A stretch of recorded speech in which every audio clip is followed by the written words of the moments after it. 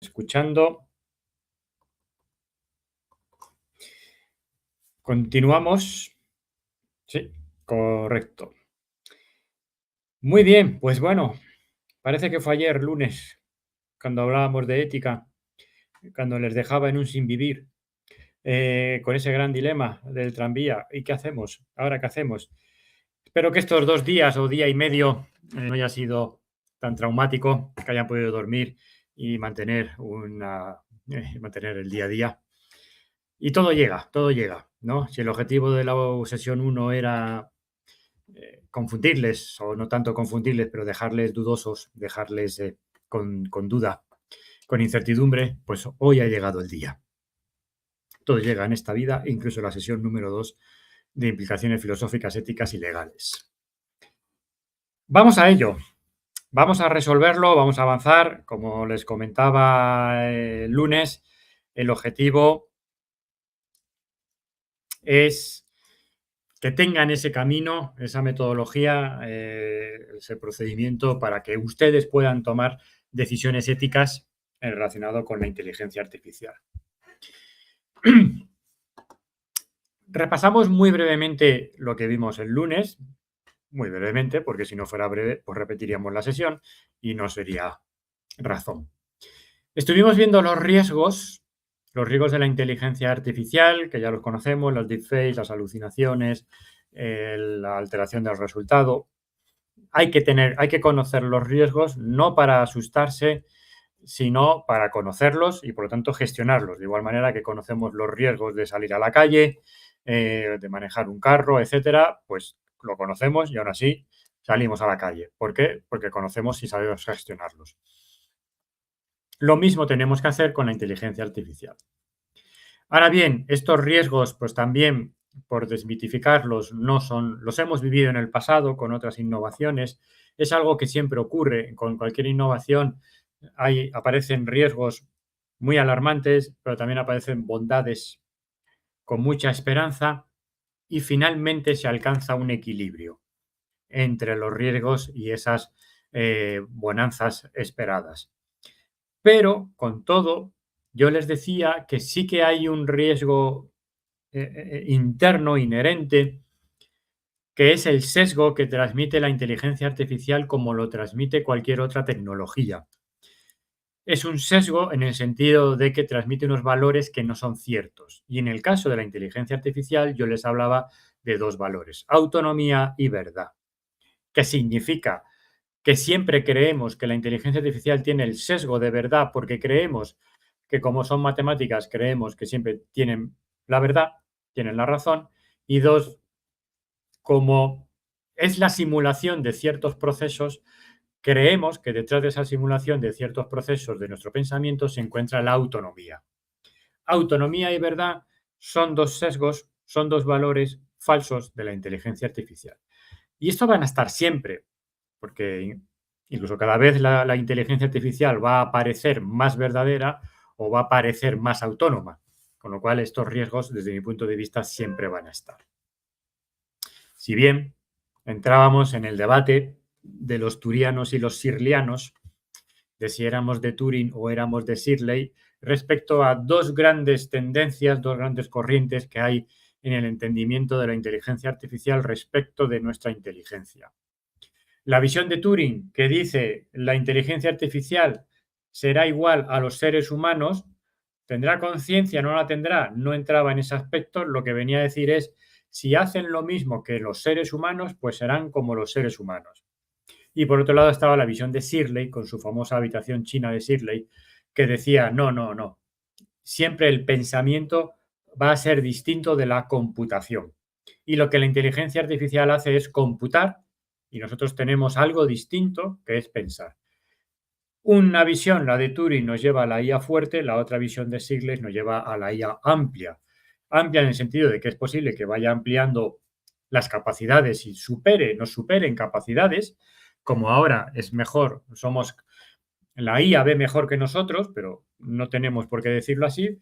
Hay una capacidad visual superior con la IA, pero aún así siempre el ser humano tendrá una diferencia, que es pensar es distinto de computar. Y al hilo de que la IA ve mejor que nosotros, también hablábamos de que eso, detrás de esa frase, en el fondo se esconde esa visión de autonomía. La IA no ve mejor que nosotros vemos mejor con la IA. De igual manera que nosotros podemos ir a más velocidad con los vehículos. Pues no decimos que un carro corre más que nosotros, no tendría sentido. Nosotros somos capaces de ir muy rápido, o no decimos que un avión vuela y nosotros no. Lo que decimos es que nosotros volamos gracias a los aviones. La misma idea tiene que estar en la inteligencia artificial. Nosotros vemos o identificamos cáncer, por decir, con antelación, gracias a la inteligencia artificial. Y esto nos llevaba al dilema del tranvía, ya para hablar incorporar una cuestión ética, el dilema del tranvía, que llegábamos a la siguiente conclusión, ya como colofón de la incertidumbre que quería plantear en esta primera sesión. ¿Qué incertidumbres, no? ¿O qué dificultad? Pues primero que cuando intentamos recurrir a las éticas, nos encontrábamos con dos grandes tipos de éticas: éticas de principios o ética de consecuencias, que se puede llamar también de una manera formal éticas deontológicas o éticas teleológicas, aunque no lo dije el primer día, pero ya lo suelto hoy los nombres técnicos. Las podemos agrupar en esos dos grandes tipos de éticas. Y primero lo que vimos es las dos éticas utilizadas de manera individual son insuficientes. La ética de los principios nos habla de grandes palabras, hay que ser justo, pero ¿qué es ser justo? Al final, la ética se dirime en el terreno de juego, en el día a día, cuando tú tienes que determinar qué es ser justo delante de una situación concreta con sus elementos de complejidad concretos. Ahí no valen las grandes palabras de seamos justos. Sí, seamos justos, pero en este caso, entonces, ¿qué hacemos? ¿Acciono el cambio de agujas o no acciono el cambio de agujas? Y las éticas deontológicas, las éticas de principios, se basan en grandes palabras, como eran los principios de Kant, de no puedes usar a una persona como un medio, ella es un fin en sí misma. Y lo mismo ocurría con la ética de las consecuencias o éticas teleológicas, que miran las consecuencias. ¿Yo qué consigo? En el caso particular de los utilitaristas, esa consecuencia que además miden es la felicidad. Pero es un caso particular de consecuencia. Las éticas de las consecuencias, las éticas teleológicas, lo que buscan es, ¿y tú qué has ganado? ¿Tú qué has conseguido? Que has ganado en el buen sentido de la palabra. No tanto a nivel personal, sino esa idea de bien común, ¿no? ¿Qué hemos conseguido con esta acción? ¿Lo que hemos conseguido con esta acción está bien? Sí, pues vale. De alguna manera, no lo dije el lunes, lo comento ahora, estas éticas de las consecuencias son las que siguen el refrán de bien está lo que bien acaba, ¿no? Si algo ha acabado bien, no sé muy bien lo que ha pasado por medio, no lo sé, no, y no me importa, es lo que dice esa ética. Yo no sé si maté a una persona, si maté a 5. El caso es que, ¿qué ha pasado? ¿El resultado es bueno? Pues bien está lo que bien acaba. Ese sería un poco el refrán que hay detrás de esas éticas de las consecuencias. Y la ética de los principios, si lo queremos asumir a otro refrán, también suelen tener su problema porque están ligadas a esto hay que hacerlo pase lo que pase. Ese pase lo que pase, pues es a que mueran 5 personas, aunque mueran 5.000 personas, pase lo que pase, hay que hacer esto. Pues eso también lleva a una rigidez que en ocasiones, aunque nos pueda parecer curioso, pero en ocasiones el seguir la ética de los principios nos puede llevar a situaciones de injusticia.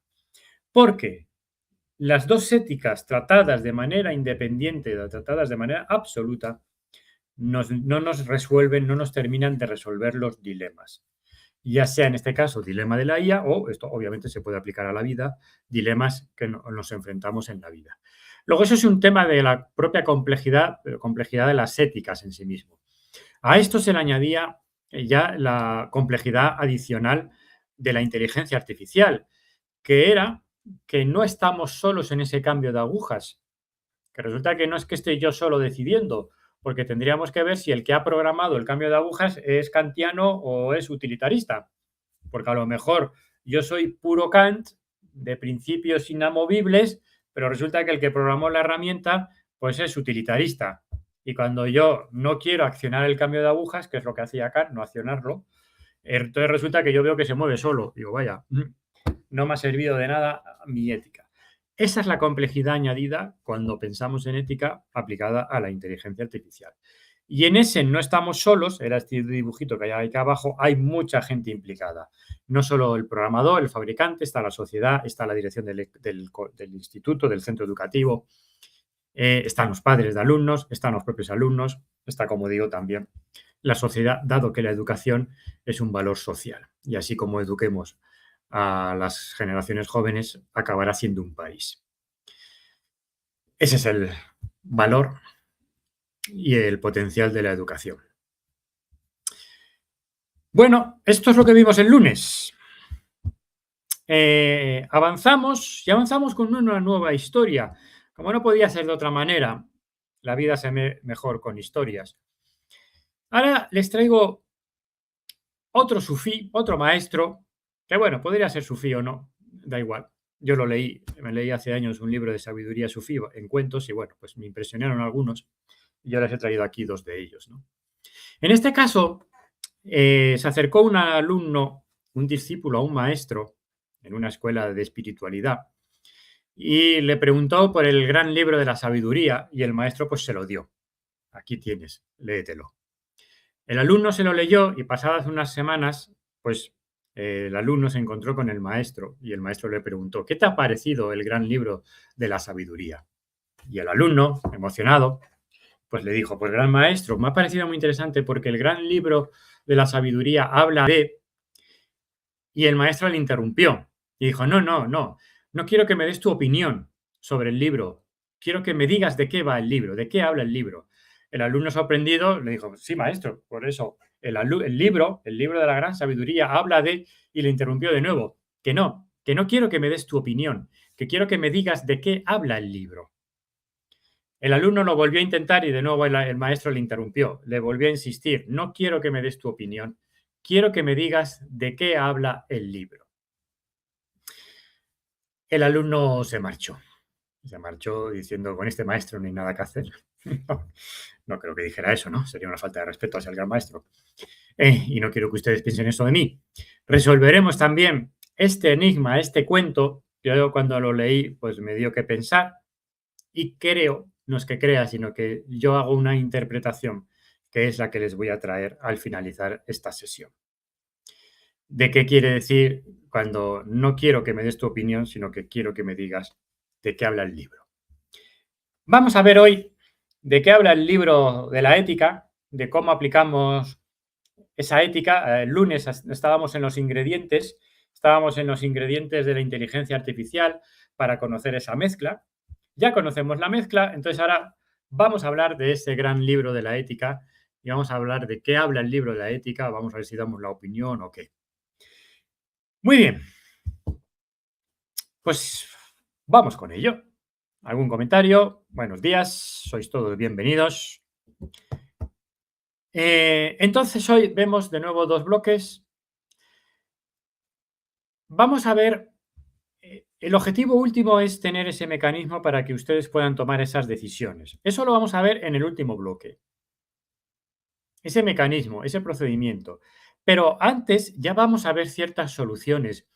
Sí que es verdad que lo veíamos el lunes, ¿no? Cuando hablábamos de la ética, ¿no? Que surgió el comentario, lo que para uno puede ser moral, para otro no es moral, o al revés. Eso comentamos, lo que hay detrás de esa idea es que, recordamos, ser ético, dar una respuesta, ser ético, ser moral, es responder ante la sociedad y ante nosotros mismos de por qué he hecho esto. Y para dar esa respuesta buscamos guía en valores, en cultura, en preceptos. Esa guía, esos valores, es lo que puede cambiar. Como pueden cambiar esos valores, esa es la razón por la que cuando damos respuesta a un acto, unos puedan responder una cuestión y otras puedan responder otra, respecto a si esto es moral o no. Pero no obstante, no pensemos que todo es punto de vista, que también es una visión errónea respecto de la ética, y sobre todo, aquí si me permites este pequeño paréntesis, respecto de la ética actual, que hay una idea de opinión, ¿no? De que la respuesta ética es una respuesta opinable. respecto de la opinión, pues uno opina, ¿tienes frío? Pues yo opino que no, pues yo siento que no. Bueno, pues si no tienes frío, no tienes frío, pero no podemos reducir la ética a esa cuestión opinable y a esa cuestión de sensaciones, ¿no? Bueno, pues yo siento que sí, pues yo siento que no. Hay una guía en valores, los valores pueden ser distintos, sí, pero también es verdad, y centrándonos en el aspecto particular de la inteligencia artificial, que ya hay unas buenas prácticas. Y hay una serie de elementos que se dice y se ha visto a lo largo de los años, esto está bien dentro de la inteligencia artificial. Esto está bien, es lo que vamos a ver en este primer bloque. Por tanto, habrá un cierto elemento que tendremos que dirimir según nuestros valores, pero sí que es verdad que hay otros que ya están establecidos. La inteligencia artificial, lo vimos el lunes, nació en el año 55 del siglo pasado. Es decir, que llevamos ya unos 70 años, ¿no? En estos 70 años ha dado tiempo de pensar qué está bien y qué está mal dentro de la ética y la inteligencia artificial. Eso es lo que vamos a ver ahora. Esos principios que ya también nos guían para luego nosotros podamos tomar decisiones. Y fíjense que he usado la palabra principios, esos principios, porque efectivamente hablábamos de éticas de principios y éticas de consecuencias, ya hay una serie de principios establecidos en el ámbito de la inteligencia artificial. Muy bien, pues venga, vamos a ello, que ya llevo 18 minutos y todavía no he dicho nada nuevo. Bueno, sí, esto último era algo nuevo. Yo mismo me corrijo, como ven. Bueno, soluciones éticas para la inteligencia artificial. Esto es esas cosas que ya hemos visto que están bien.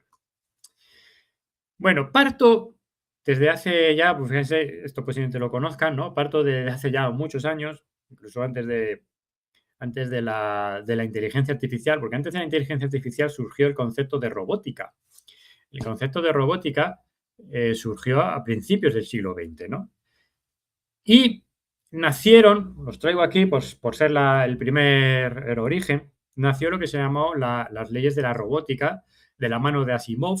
El lunes hablábamos de Asimov, de esa gran novela que se llama La Fundación. Esta es otra, se llama Yo Robot, que más que una novela es una colección de cuentos, de historias, de relatos. Y en esta colección de relatos, pues de una manera implícita, Asimov estableció estas tres leyes de la robótica. Las traigo aquí porque son el principio de lo que podemos establecer como unas leyes para la inteligencia artificial. Muy posiblemente las conozcan, las comentamos en todo caso de forma breve. Asimov establecía tres leyes para los robots y decía un robot no hará daño, un robot, la primera ley, un robot no hará daño, un robot debe cumplir las leyes, las normas de los seres humanos y la tercera ley, un robot tiene que proteger su existencia a menos que proteger su existencia vaya en contra de las dos otras leyes. Es decir, a menos que proteger la existencia significa que tenga que hacer daño a un ser humano o proteger la existencia del robot significa que tenga que desobedecer una orden. En ese caso, para no ir en contra de las dos primeras leyes, pues el robot dejaría de existir. Bueno, pues estas leyes las podríamos traducir donde dice robot, pues decimos inteligencia artificial. La inteligencia artificial no hará daño, la inteligencia artificial debe cumplir nuestras órdenes y la inteligencia artificial debe existir, debe proteger su existencia, salvo que vaya en contra de las dos leyes anteriores. ¿Qué les parecen estas leyes? ¿Algún comentario así breve? ¿Esto es aplicable? ¿Esto tiene sentido para la inteligencia artificial? ¿Esto tiene lagunas? ¿Esto tiene debilidades? Esto no tiene de ninguna debilidad, esto es totalmente, ya estamos tardando en aplicarlas. ¿Qué me comentan? Así, me quito las gafas para leerles. Es una cuestión de edad. Acertadas. Están muy bien, pero parece que no se han aplicado a la IA, me parecen incoherentes. En uso militar no se cumplen, cierto es. Muy bien. En uso militar ya fallan en la primera. Y ya si fallamos en la primera, bueno, muy bien. Tiene debilidades porque nosotros les ponemos cortas o les ponemos cotas, parecen perfectas, van más rápido la tecnología, coherentes. Bueno, pues eh, son aplicables a la IA con respecto a cumplir con las órdenes dadas, interesantes, enfocadas al ser humano. Vale, están bien. Yo no voy a decir que no, ¿no? Como voy a contradecir al gran Asimov. Vamos, me echarían, ¿no? Pero, ya saben ustedes que cuando uno dice pero niega todo lo anterior, ¿no? Tiene lagunas, tiene debilidades, y no es tanto que ya que lo diga yo, sino que efectivamente así se ha visto, ¿no? Y son las siguientes, que luego pues las hemos ido resolviendo. Para mí tienen un gran valor estas leyes de la robótica porque son las primeras y porque ya sientan unas bases. Sientan unas bases que luego se han ido matizando y se han ido perfeccionando.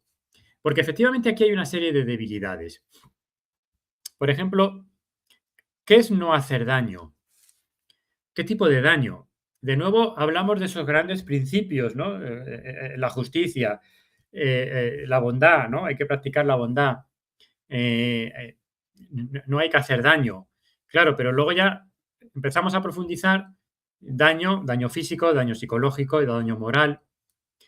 Aquí, por ejemplo, los abogados pues, son capaces de identificar muchos daños y luego a cada daño ponerle un valor. Y lo digo con todo el cariño, por si nos escucha alguien de la abogacía, pero lo que quiero decir es que hay muchos tipos de daño. Y luego, a veces, pues por desgracia, pues para conseguir un bien, pues hay que hacer un pequeño daño, ¿no? Y lo llevo, por no profundizar mucho en ello, lo llevo al propio terreno de la salud, ¿no? Pues igual pues para hacerte un análisis de sangre, pues te tiene que pinchar, ¿no? Y uno podría decir, no, no aguanto las agujas, no, no, no, que no me pinchen, pinchar es hacer daño, ¿no? Hombre, sí, es hacer daño, ¿no? Y hay otras pruebas incluso que son más invasivas, ¿no? Y que en esa invasión pues te hacen un cierto daño, ¿no? Entonces podríamos decir, pues es que como me está haciendo daño, no podemos hacer esta prueba. Bueno, pero ¿qué pasa? Que en este caso miramos, sí, pero es que tenemos que hacer una prueba médica de la cual vamos a hacer un análisis, en fin. Por lo tanto, aquí, si se fijan, estamos poniendo en juego de nuevo esa visión de los principios. Hay un principio, no harás daño, con esa visión de las consecuencias, sí, pero ¿qué bien obtengo? Obtengo el bien de un diagnóstico médico. Por lo tanto, aquí lo estoy balanceando y digo, pues hombre, me vale el diagnóstico médico por el daño que voy a sufrir.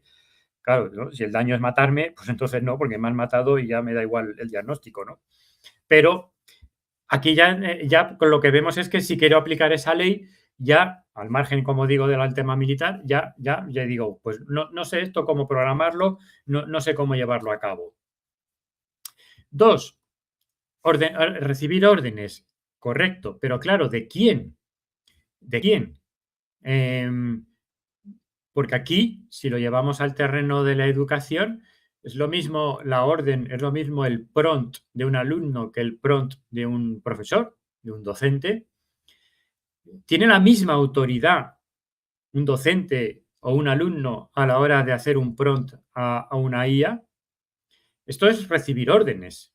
Al final, esas órdenes tienen que estar ligadas a roles, a responsabilidades. Por lo tanto, no digo que esté mal, o sea, por eso insisto, el punto de partida me parece fantástico, porque lo que dice es, la IA tiene que obedecer al ser humano. Y eso como principio está muy bien, pero luego es lo que les digo, vale, hay que aterrizarlo y ese aterrizaje ya hay que ligarlo a roles, hay que ligarlo a responsabilidades, porque si no, cualquiera podría decir, haz esto, y la IA, como obedece órdenes del ser humano, pues ya está, pues lo hace.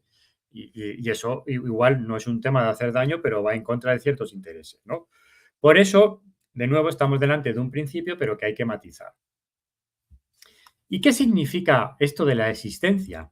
Aquí ya hay un vicio verbal, ¿no? Hay un sesgo de comunicación, porque lo que me está diciendo es que el robot existe.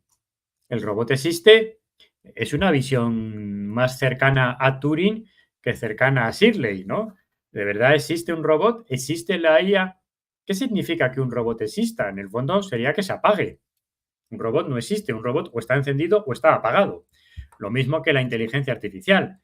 Copilot no existe. Copilot o está funcionando o está apagado. Eh, y yo lo puedo deshabilitar, ¿no? Ya está, ya está apagado, ¿no? Y no tengo ningún daño moral de, Copilot ha dejado de existir. Qué vacío siento en mi vida. No, y si alguno lo siente, pues lo siento, que lo sienta. Porque entonces ha llegado, me temo que demasiado lejos. Pero al margen de ese caso particular y concreto, no existe el concepto de existencia en la guía, ¿no? ¿Qué es lo que existe? Precisamente a apagarlo.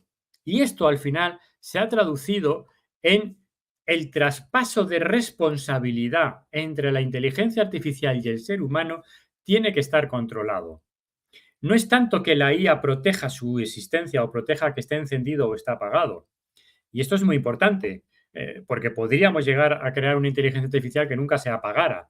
No, a lo que ha derivado esto es que necesariamente se tiene que establecer un traspaso de responsabilidad. O sea, no puede ser una ley ética, una ley, o esto está bien hecho, que es lo que estamos aquí viendo, es que no puede ser completamente autónoma. En un momento dado, se tiene que poder tomar el control sobre la inteligencia artificial o se tiene que poder tomar el control sobre el robot. Efectivamente, si no, llegaríamos a Terminator, que esto como es una sola palabra lo veo con gafas y soy capaz de leerlo, ¿no? Pero efectivamente, por eso, resumiendo, traigo estas tres leyes porque son un fundamento muy útil. No las podemos aplicar tal cual, no las podemos aplicar primero porque programar esto es complicado y una de las razones por las que es complicado, segundo punto, es porque me está hablando de grandes principios como es el no harás daño o me está hablando de elementos como son las responsabilidades, el recibir órdenes que no están suficientemente aterrizados, ¿no? Pero bueno, lo bueno y lo que destaco de Asimov es que fue el primero en pensarlas. Pues qué bien, que fue el primero. Y esto ha derivado en una serie de evoluciones que son las que les pongo aquí. No quiero profundizar en ellas, no merece el tiempo, pero sí se las pongo aquí por si ustedes quieren profundizarlas. Sí les recomiendo que si tienen tiempo y ganas, le echen un vistazo a las últimas, son las más modernas, son de este siglo, están actuales, es una nueva visión y muchos de los elementos que les voy a contar aquí están alineados con esta visión de los algoritmos responsables. Estas otras son del siglo pasado y ya pues están superadas, pero bueno, si quieren hacer ese pequeño recorrido histórico, pues lo pueden hacer, ¿no? Porque en el fondo lo que irán viendo, yo les traigo aquí la conclusión y les traigo aquí ya una serie de 6 elementos que ya son esas buenas prácticas que les estoy comentando, ¿no? Que muchas de ellas, o algunas de ellas ya les he comentado al criticar, en el buen sentido de la palabra, las 3 leyes de Asimov, ¿no? La primera de ellas, empiezo por aquí, se estableció que, ojo, las leyes no son de los robots. Los robots son máquinas. Las leyes son para los seres humanos, porque la última responsabilidad está en el ser humano. La responsabilidad nunca está en la máquina, ¿no? El agente moral, el agente responsable es el ser humano. Por lo tanto, aunque sea un tema puramente de lenguaje, no hablemos de la ley de la inteligencia artificial o de la ley para los robots. Los robots no tienen que cumplir ninguna ley. La inteligencia artificial no tiene que cumplir ninguna ley. Nosotros tenemos que cumplir una ley cuando usemos la inteligencia artificial. Por eso, aunque sea una cuestión semántica, las normas son para las personas. Dos, que no ha salido directamente de la ley de Asimov, sino de otras en particular, o sea, de la evolución y en particular de las 5 leyes de Winfield. Tienes que hacer patente que te relacionas con una máquina / inteligencia artificial. Por cierto, ahora me acabo de acordar, perdónenme, no he subido el material del lunes, lo tengo que subir. Les ruego que me disculpen, pero no lo he subido. Hoy al finalizar la clase subo los 2 temas. Ahí. Ha sido un flash que me ha venido. Les ruego que me disculpen. Pero obviamente tendrán este material para que lo puedan leer y revisar. Y el lunes pues no lo subí. Hoy lo subo y subo los 2 temas. Tenemos que explicar que estamos hablando delante de una inteligencia artificial. Claro, en el caso de un robot, pues puede ser más evidente, pero ahí tenemos la película de Terminator, por ejemplo, que de principio eran como seres humanos, o la película de Blade Runner. Pero no estamos ahora en esa situación. Ahora estamos que ponemos un, ¿cómo es esto? Un chat en una página web para resolver dudas, cuestiones, y ¿es un chatbot o es una persona? Esa ventana que se abre cuando entramos en una página web que dice, estamos aquí para ayudarte, pregúntame, ¿detrás hay una persona o hay un chatbot o hay una IA? Tenemos que decirlo. Esa es una buena práctica. No engañemos, no engañemos. Y esto es, como digo, estas son ese catálogo de buenas prácticas que ya tenemos que seguir. Y no pasa nada por decirles, tú estás hablando con una IA y si quiere hablar con una persona, pues tiene este mecanismo. Por ejemplo, ponga el prompt, quiero hablar con una persona y entonces ya pues, saldrá una persona. O no, o sea, me refiero, o si no es que esta empresa dice, no, si usted quiere hablar con una persona, pues no la tenemos. Bueno, entonces yo ya decidiré si quiero hablar con esa IA o no, incluso ya decidiré si quiero seguir comprando o no, o si no tengo más remedio. Pero el punto ahora es, hay que decir si te estás relacionando con una máquina. Que en el caso de Copilot, pues es muy evidente, ChatGPT, etcétera, pues es muy evidente, pero hay ocasiones en las que no lo es tanto. Y ahí tenemos que decirlo. Luego lo que hemos hablado de, vale, tiene que recibir órdenes, sí, pero depende del rol, que es lo que antes he comentado del alumno, el profesor o ya las responsabilidades que tenga cada uno. Este tampoco sale de las leyes de Asimov, ha salido posteriormente, en particular de los algoritmos responsables. Tenemos que ser capaces de dar una cierta explicación de un resultado, que cada vez es más complicado y sobre todo con la IA generativa. No sabemos por qué una IA generativa nos da al final un cierto resumen de un texto. Y si le paso el mismo texto y le pido un resumen, me saca un resumen distinto. No exactamente el mismo. Y no puedo decir por qué exactamente me dio este resumen en un momento dado y por qué me dio el otro. Pero sí que tenemos que ser capaces de explicar cómo hace ese resumen, cómo evitamos errores. Este tema de la explicabilidad luego lo trataré con más detalle, la sugerencia, la recomendación que yo les hago de cómo tratarlo posteriormente. Porque sí que tenemos que dejar de ver la inteligencia artificial como una caja negra en la que no sé lo que pasa y yo no puedo controlar nada. Esa es la visión que tenemos que ver, que intenta abordar este principio. Que luego, como les digo, lo aterrizaremos. El traspaso, que es lo que les decía antes, ese traspaso de la inteligencia artificial a la IA, al ser humano, primero, tiene que haber capacidad de traspaso y dos, tiene que ser fluido. Esto, por ejemplo, tiene mucha importancia en un vehículo autónomo. A ver si el paso de la responsabilidad de que conduzca el coche o conduzca yo, vamos a tardar un minuto. En un minuto a saber dónde está el coche, o en 30 segundos o en 10 segundos, ¿no? Entonces, ya no hablamos de existencia, hablamos de traspaso de responsabilidad. Primero, tenemos que ser capaces en cualquier momento de agarrar el coche y tomar el control de él. Y dos, ese control tiene que ser fluido. Y tercero, o bueno, sexto, perdón, ligado con este primero, tiene que haber una persona responsable. Las leyes son para las personas y dentro de una organización tiene que haber una persona responsable. Siempre alguien se tiene que hacer responsable de un resultado de la IA. No puede ser que digamos, lo dijo la IA. Es, por ejemplo, lo que hablábamos el lunes del tema de cuando los alumnos, o en el caso de la consultoría, cuando algún compañero mío pues hace algo con IA generativa. Y yo le digo, sí, pero el responsable eres tú. O sea, no podemos decirle a un cliente, no, es que la Copilot pues me dio este resultado. Y dice, muy bien, pues entonces igual voy a pagar a Copilot y no te voy a pagar a ti, ¿no? Pues lo mismo aquí. Tú podrás usar Copilot, podrás usar ChatGPT, cualquier IA generativa y la usarás. Pues está bien usarla, obviamente, sí, pero el responsable del resultado sigue siendo tú. Y el responsable, ya hablando de una organización, tiene que haber un responsable de esa inteligencia artificial. Muy bien. Bueno, pues estas son esas buenas prácticas. Ese no es todo opinable. No es todo opinable. Y en el tema de la inteligencia artificial, estos son buenas prácticas, cosas que yo ya les recomiendo que apliquen. En este curso ustedes tienen que hacer un cierto trabajo final. Bueno, en este capítulo en particular les voy a dar pautas que yo les recomiendo que incluyan en su trabajo de la IA que tengan que definir, que además pues tenga esta dimensión de responsable, ¿no? Aquí ya estamos abordando unos primeros puntos. Pero no se vayan todavía, porque aún hay más. Y les cuento estas directrices para una IA fiable de la Comisión Europea.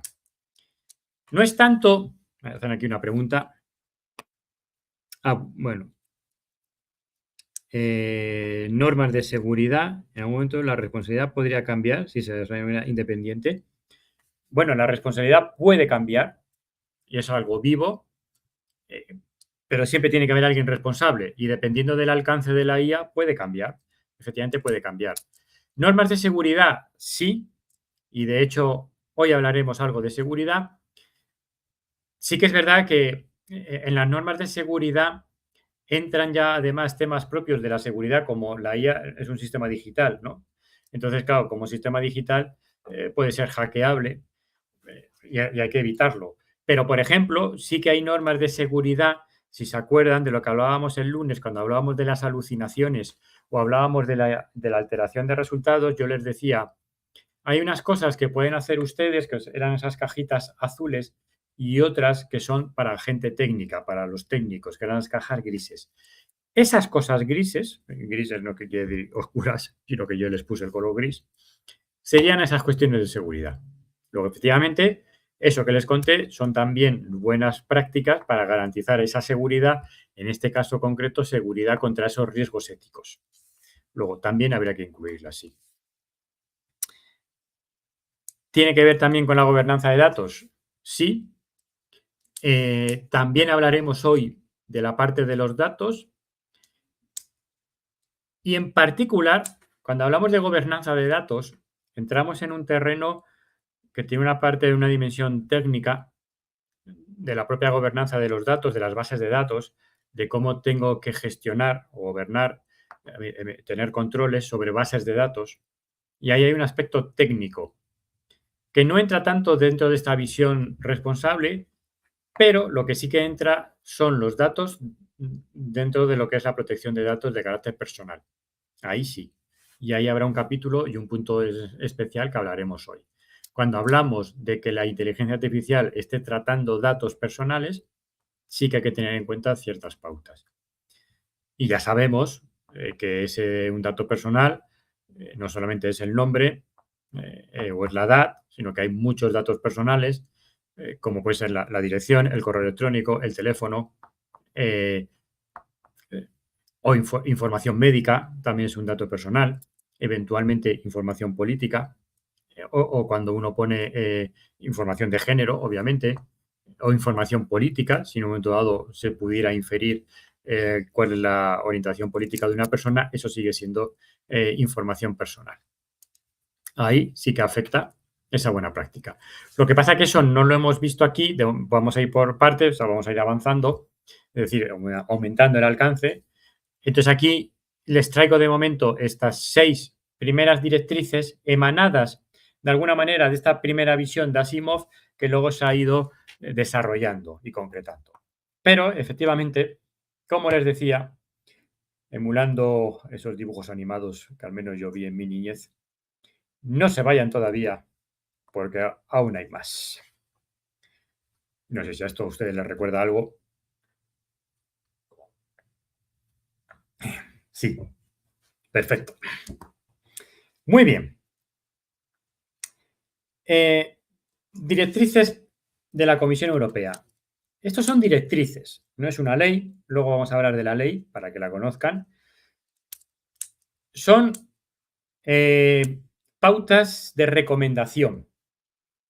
Yo se las traigo aquí porque las veo interesantes y porque yo las utilizo. Y luego les voy a contar cómo las utilizo. Les voy a poner luego un caso concreto de cómo las he utilizado en un cliente. Y yo lo que les recomiendo también en ese trabajo es que las pongan en práctica y que las usen. Vamos a ver qué es lo que habla estas directrices. En primer lugar, hablan de la idea de fiable, meten el concepto fiable, no hablan de responsable, podría ser similar, pero lo que entienden por una IA fiable o confiable es que cumpla 3 elementos.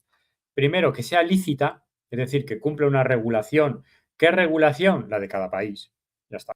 o la de cada país o cada sociedad en la que tú des servicio. Ojo, eso es importante, ¿no? No tanto la sociedad de tu propio país, sino aquella a la que vayas a dar servicio. En este caso, pues se entiende que como estamos hablando de una IA en un ámbito educativo, pues es el propio país, entonces sería la ley, la normativa del país, ¿no? Vale, pues bienvenido en tu primer día. Que sea ética, que la IA sea fiable, es que sea lícita, que sea ética. Dice, qué curioso, ¿y qué es esto de que sea ética? Vamos a verlo ahora. Y que sea robusta. Que sea robusta es, fíjense que dice no causar daños. Anda, esto de no causar daños lo dijo Asimov, efectivamente, ¿no? Luego, está de alguna manera incluido ese factor de causar daño, lo que pasa que lo aterrizan y luego vamos a ver cómo lo aterrizan de forma concreta, ¿no? Pero en principio, en una IA fiable están estos tres elementos: legal, ética y robusta. Legal, que cumpla la normativa. Aquí yo pongo una serie de normas que son más normas o europeas. Existen su traslación posiblemente en cada país, ¿no? Pero eso simplemente a título de ejemplo, no, porque depende, como digo, de cada entorno, ¿no? Luego, esta visión de ética, esta visión de IA ética, lo traduce en la definición de unos principios éticos. Unos principios éticos que en el texto están inspirados en lo que llaman principios o derechos fundamentales, ¿vale? Pero sobre todo lo que me interesa más son estos principios, ¿no? Que me sirven como base y que luego veremos cómo tratarlos, pero de momento son principios pues evidentes y como todo principio, principios a los que no podemos decir que no. Porque aquí les traigo de nuevo una llamada a esa visión de Kant, a esa ética de los principios, que hablamos de las grandes palabras, ¿no? Respeto de la autonomía humana. Claro, la inteligencia artificial tiene que respetar la autonomía humana. O sea, tenemos que, llevándolo al cambio de agujas, oye, no me pongas un cambio de agujas, no me pongas una IA en la que yo no hago nada, ¿no? En la que aquí el cambio de agujas se mueve y yo no hago nada. No, eso no está bien.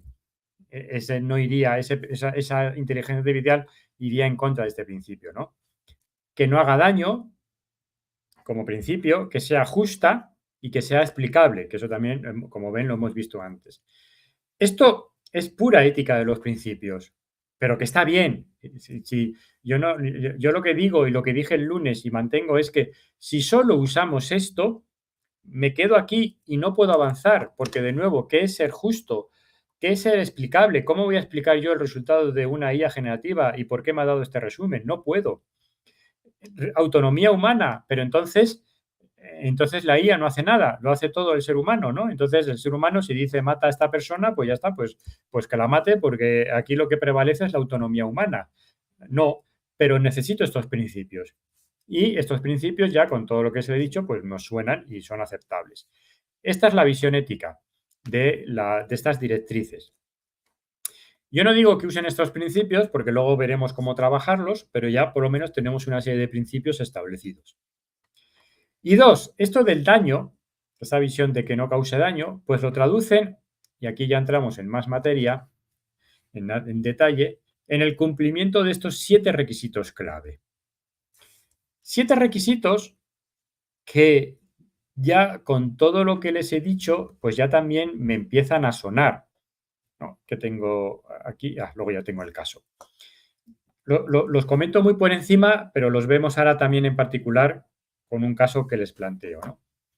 Supervisión humana, ¿en qué momento interviene el ser humano?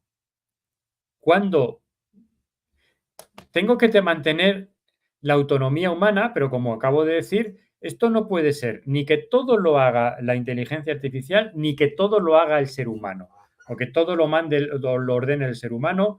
Hay que encontrar un equilibrio. Bueno, pues ese equilibrio es autonomía humana. ¿En qué punto interviene? ¿Hay supervisión humana? ¿En qué punto interviene el ser humano? Hay que definirlo. La parte de la seguridad que hemos comentado antes, solidez y seguridad técnica, tanto que esto sea seguro como que sea preciso. Este apartado es más técnico y más complicado de trabajar desde nuestro punto, de nuestro nivel. No quiero decir que todos los tengamos que trabajar, de momento ahora se los explico, y cuando digo todos no me refiero también a ustedes en particular.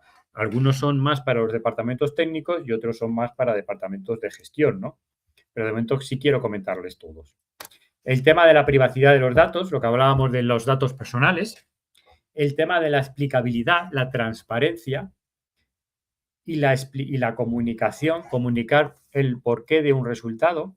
Esto está en este cuarto principio.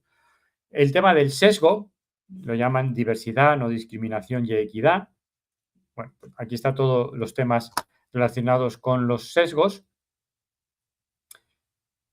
Bienestar social y ambiental. Aquí estamos hablando de en qué medida la inteligencia artificial causa impacto social o causa impacto en el medio ambiente o impacto social y específicamente, iba a decir fuera del ámbito educativo, pero no. Y también aplica en el ámbito educativo en qué medida la inteligencia artificial puede afectar a un proceso democrático o puede afectar a la sociedad y en particular a la democracia. Que ya vimos el lunes que en el caso de las deepfakes puede afectar a procesos democráticos y, por desgracia, lo hemos visto, alteraciones o intentar alterar la tendencia de voto con la inteligencia artificial y con deepfakes, con vídeos falsos. Eso también puede afectar en el ámbito educativo, como he dicho antes, así como formemos a las sociedades presentes, ¿no? A las sociedades jóvenes actuales, será nuestra sociedad futura, ¿no? Y si las formamos de una cierta manera, tendremos una cierta sociedad futura, ¿no? Bien lo saben los regímenes autocráticos que se preocupan de fomentar cierta cultura en las sociedades jóvenes. Y no sigo más por ese punto. Solamente para remarcar la importancia, porque aquí sí que efectivamente la IA en la educación sí que podría llegar a afectar a ese aspecto de la democracia. Y por último, el tema de la responsabilidad, que también lo hemos comentado. Tiene que haber un responsable. Bueno, pues esa parte de la responsabilidad se aborda aquí. Se aborda en quién es responsable, si hay una cierta auditoría, cómo se lleva a cabo esa auditoría. Bueno, pues estos son 7 requisitos clave, son recomendaciones y el siguiente punto es cómo aterrizarlos. Aquí no lo vamos a ver con todo el detalle porque esto es muy denso, pero les voy a subir el material, el del lunes y el de hoy, pero les planteo un ejemplo, ¿no? Que luego lo vamos a ir evolucionando, ¿no? Supongamos una IA generativa para lo que podemos llamar aprendizaje activo, que es una IA generativa aplicada a la educación, ¿no? Queremos usar la inteligencia artificial en las aulas. Aquí estamos hablando de poner al servicio de los alumnos una cierta inteligencia artificial generativa. Bueno, yo recomiendo que hagan lo siguiente, que es pensando en este caso vamos a poner una IA generativa a los alumnos para que puedan resolver ejercicios o puedan ir aprendiendo. Que nos hagamos las siguientes preguntas. ¿En qué medida este sistema que hemos definido es confiable? Es decir, ¿en qué medida está afectando a estas 7 dimensiones que les acabo de comentar? Desde mi punto de vista, estaría afectando a todas en este ámbito de la educación. Va a depender, esto ya es un caso concreto, esto no estoy diciendo que cualquier inteligencia artificial generativa que pongamos en el aula va a afectar a las 7 dimensiones. Va a depender del caso específico que ustedes definan, ya sea en el trabajo o luego en el ejercicio de su profesión. Lo que les digo es, definan un modelo, definan una cierta IA con un alcance y luego háganse estas preguntas. El caso que yo les pongo lo he pensado de tal manera que estén afectadas todas. Y aquí la cuestión es, ¿en qué medida, por ejemplo, hay supervisión humana? ¿En qué medida, por ejemplo, pongo aquí, determinar si primero con esa IA generativa yo estoy vulnerando algún derecho fundamental? Lo primero que les digo es, háganse esta pregunta. ¿Estoy vulnerando algún derecho fundamental? Y a lo mejor la respuesta es no. No, pues vale, pues ya está, no hay nada que hacer. Pero a lo mejor la respuesta es sí. Entonces, vale, si están vulnerando algún derecho fundamental, derecho a la educación, que sería, por ejemplo, el que más afectara, Pues entonces, ¿qué tenemos que hacer para evitar vulnerar ese derecho fundamental? O bien, esto, oye, ¿en qué punto del proceso interviene el ser humano? ¿En qué punto del proceso interviene el profesor? ¿En qué punto del proceso interviene el alumno? Hay que imaginarse ese proceso, hay que incluir este sistema de IA, hay que pensar en qué proceso formativo entra, en qué proceso formativo está afectando, y dentro de ese proceso formativo tendremos que identificar y dónde interviene el ser humano y dónde interviene la máquina. Y cuando digo ser humano, habrá que pensar en todos los roles del ámbito educativo, donde interviene el profesor, donde interviene el claustro, donde intervienen los padres, el alumno, y a lo mejor la respuesta es nunca. Pero yo no estoy diciendo aquí cuáles son las respuestas. Lo que les estoy diciendo es cuáles son las preguntas, porque eso es lo que me interesa hoy. Como les he dicho, hoy el objetivo es darles las pautas para que ustedes decidan. Una de las primeras pautas es tener claras las preguntas. Si tienes claras las preguntas, estás mejor encaminado para las respuestas. Yo les estoy diciendo, pregúntense en qué puntos del proceso tiene que intervenir alguien. Que sea alguien, luego ya veremos quién es. 2, temas de seguridad. Esta pregunta es mucho más técnica y aquí pues posiblemente tengan que recurrir a sus departamentos técnicos, ¿no? Pero, ¿qué medidas de seguridad tenemos que usar, por ejemplo, para alterar el resultado? Por eso el lunes les hablé de los riesgos, porque pueden decir, nos han contado en una clase que se puede alterar el resultado, ya sea por una alucinación o porque un tercero lo altera. Luego, entonces, ¿qué medidas de seguridad vamos a aplicar? El lunes ya les conté medidas de seguridad técnicas y no técnicas. Ahora aquí las podemos poner en marcha. Pero a lo mejor determinamos un sistema de IA generativa que no le afecta a la alucinación. Pues entonces la respuesta sería no me afecta. Como digo, insisto en qué tipo de preguntas se tienen que hacer. Datos personales, pues lo mismo. Control y datos. ¿A quién accede? ¿Qué tipo de acceso tenemos? ¿Cualquier alumno de cualquier edad puede acceder a la IA generativa o es a partir de una edad o es a partir de un nivel de estudio?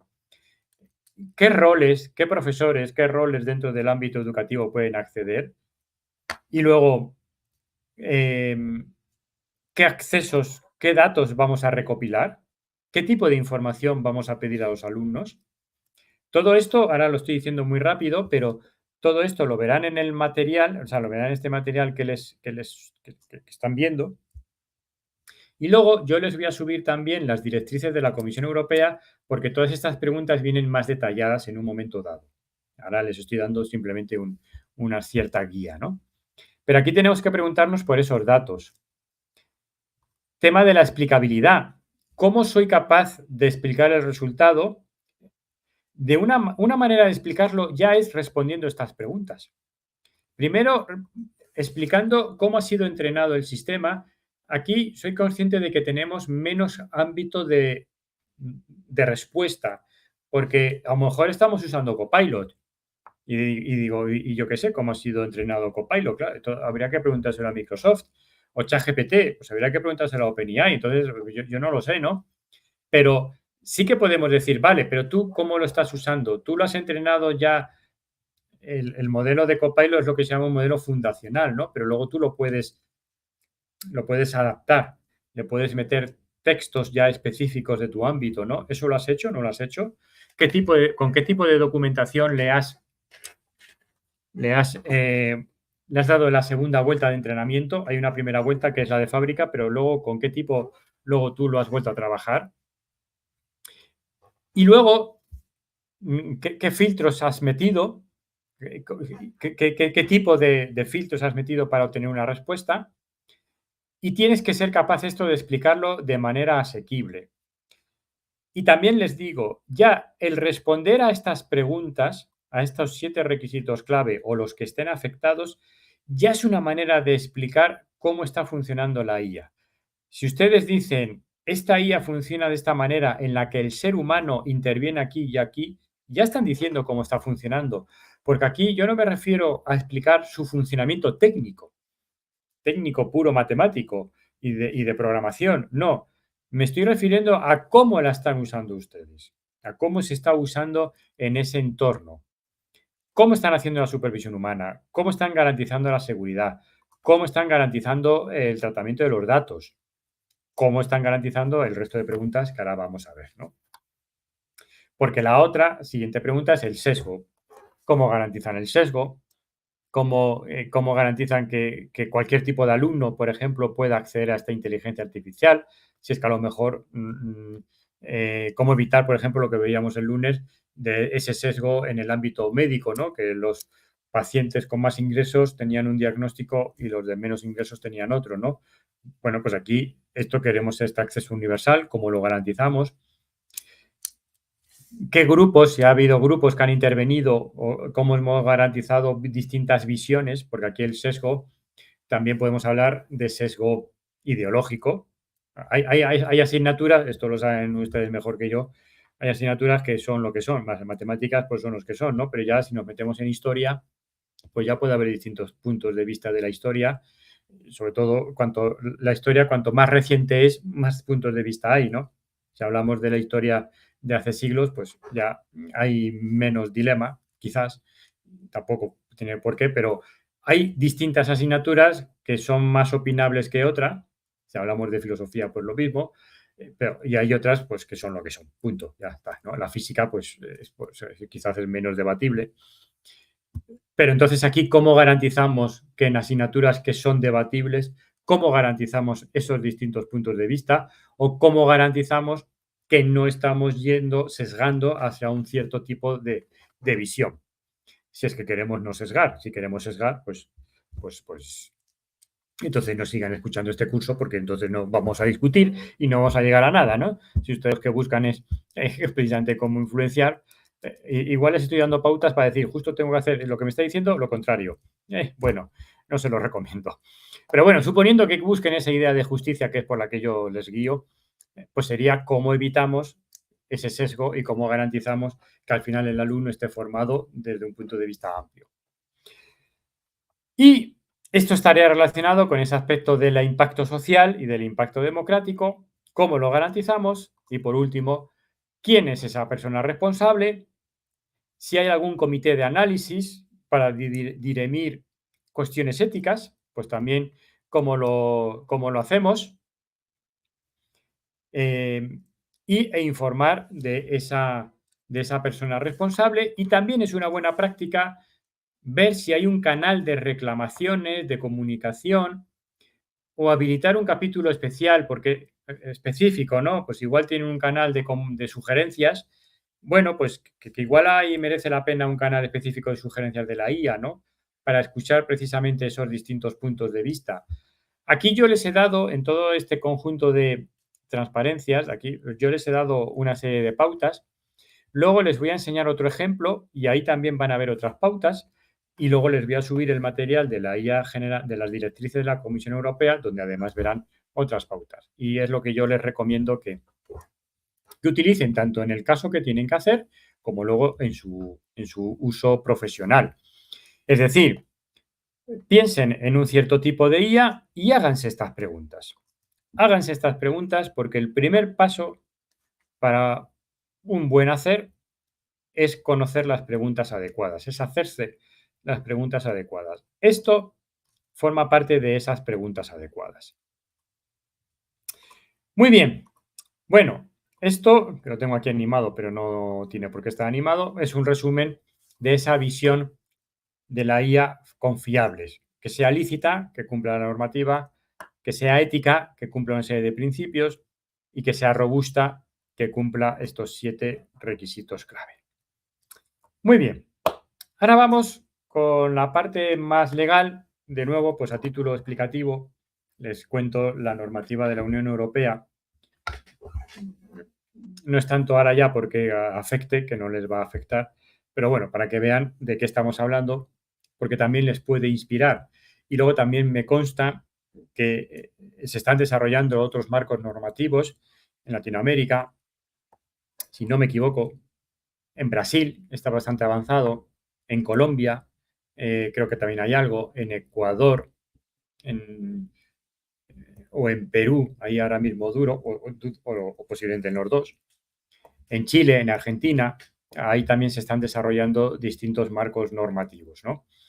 Están en distinto grado de madurez y evolución, por lo que yo sé, ¿no? Y no estoy al cabo en este sentido, por lo tanto aquí si me alumbran pues, y me indican, pues será bienvenido. Y por eso les traigo la normativa de la Unión Europea. Muy posiblemente en los marcos normativos que tengan en sus países, pues habrá elementos en común, porque lo que dice la normativa europea, pues son cuestiones más o menos admitidas. Sí que luego, pues claro, depende de cada sociedad que se matice, ¿no? Pero bueno, vamos a verlo en ese caso, en ese momento. Y como llevo ya una hora hablando, y de igual manera que decíamos el lunes, un profesor hidratado explica mejor, permítanme un pequeño trago de agua y así también respiramos todos, que llevo una hora hablando y esto debe ser un poco doloroso también para ustedes.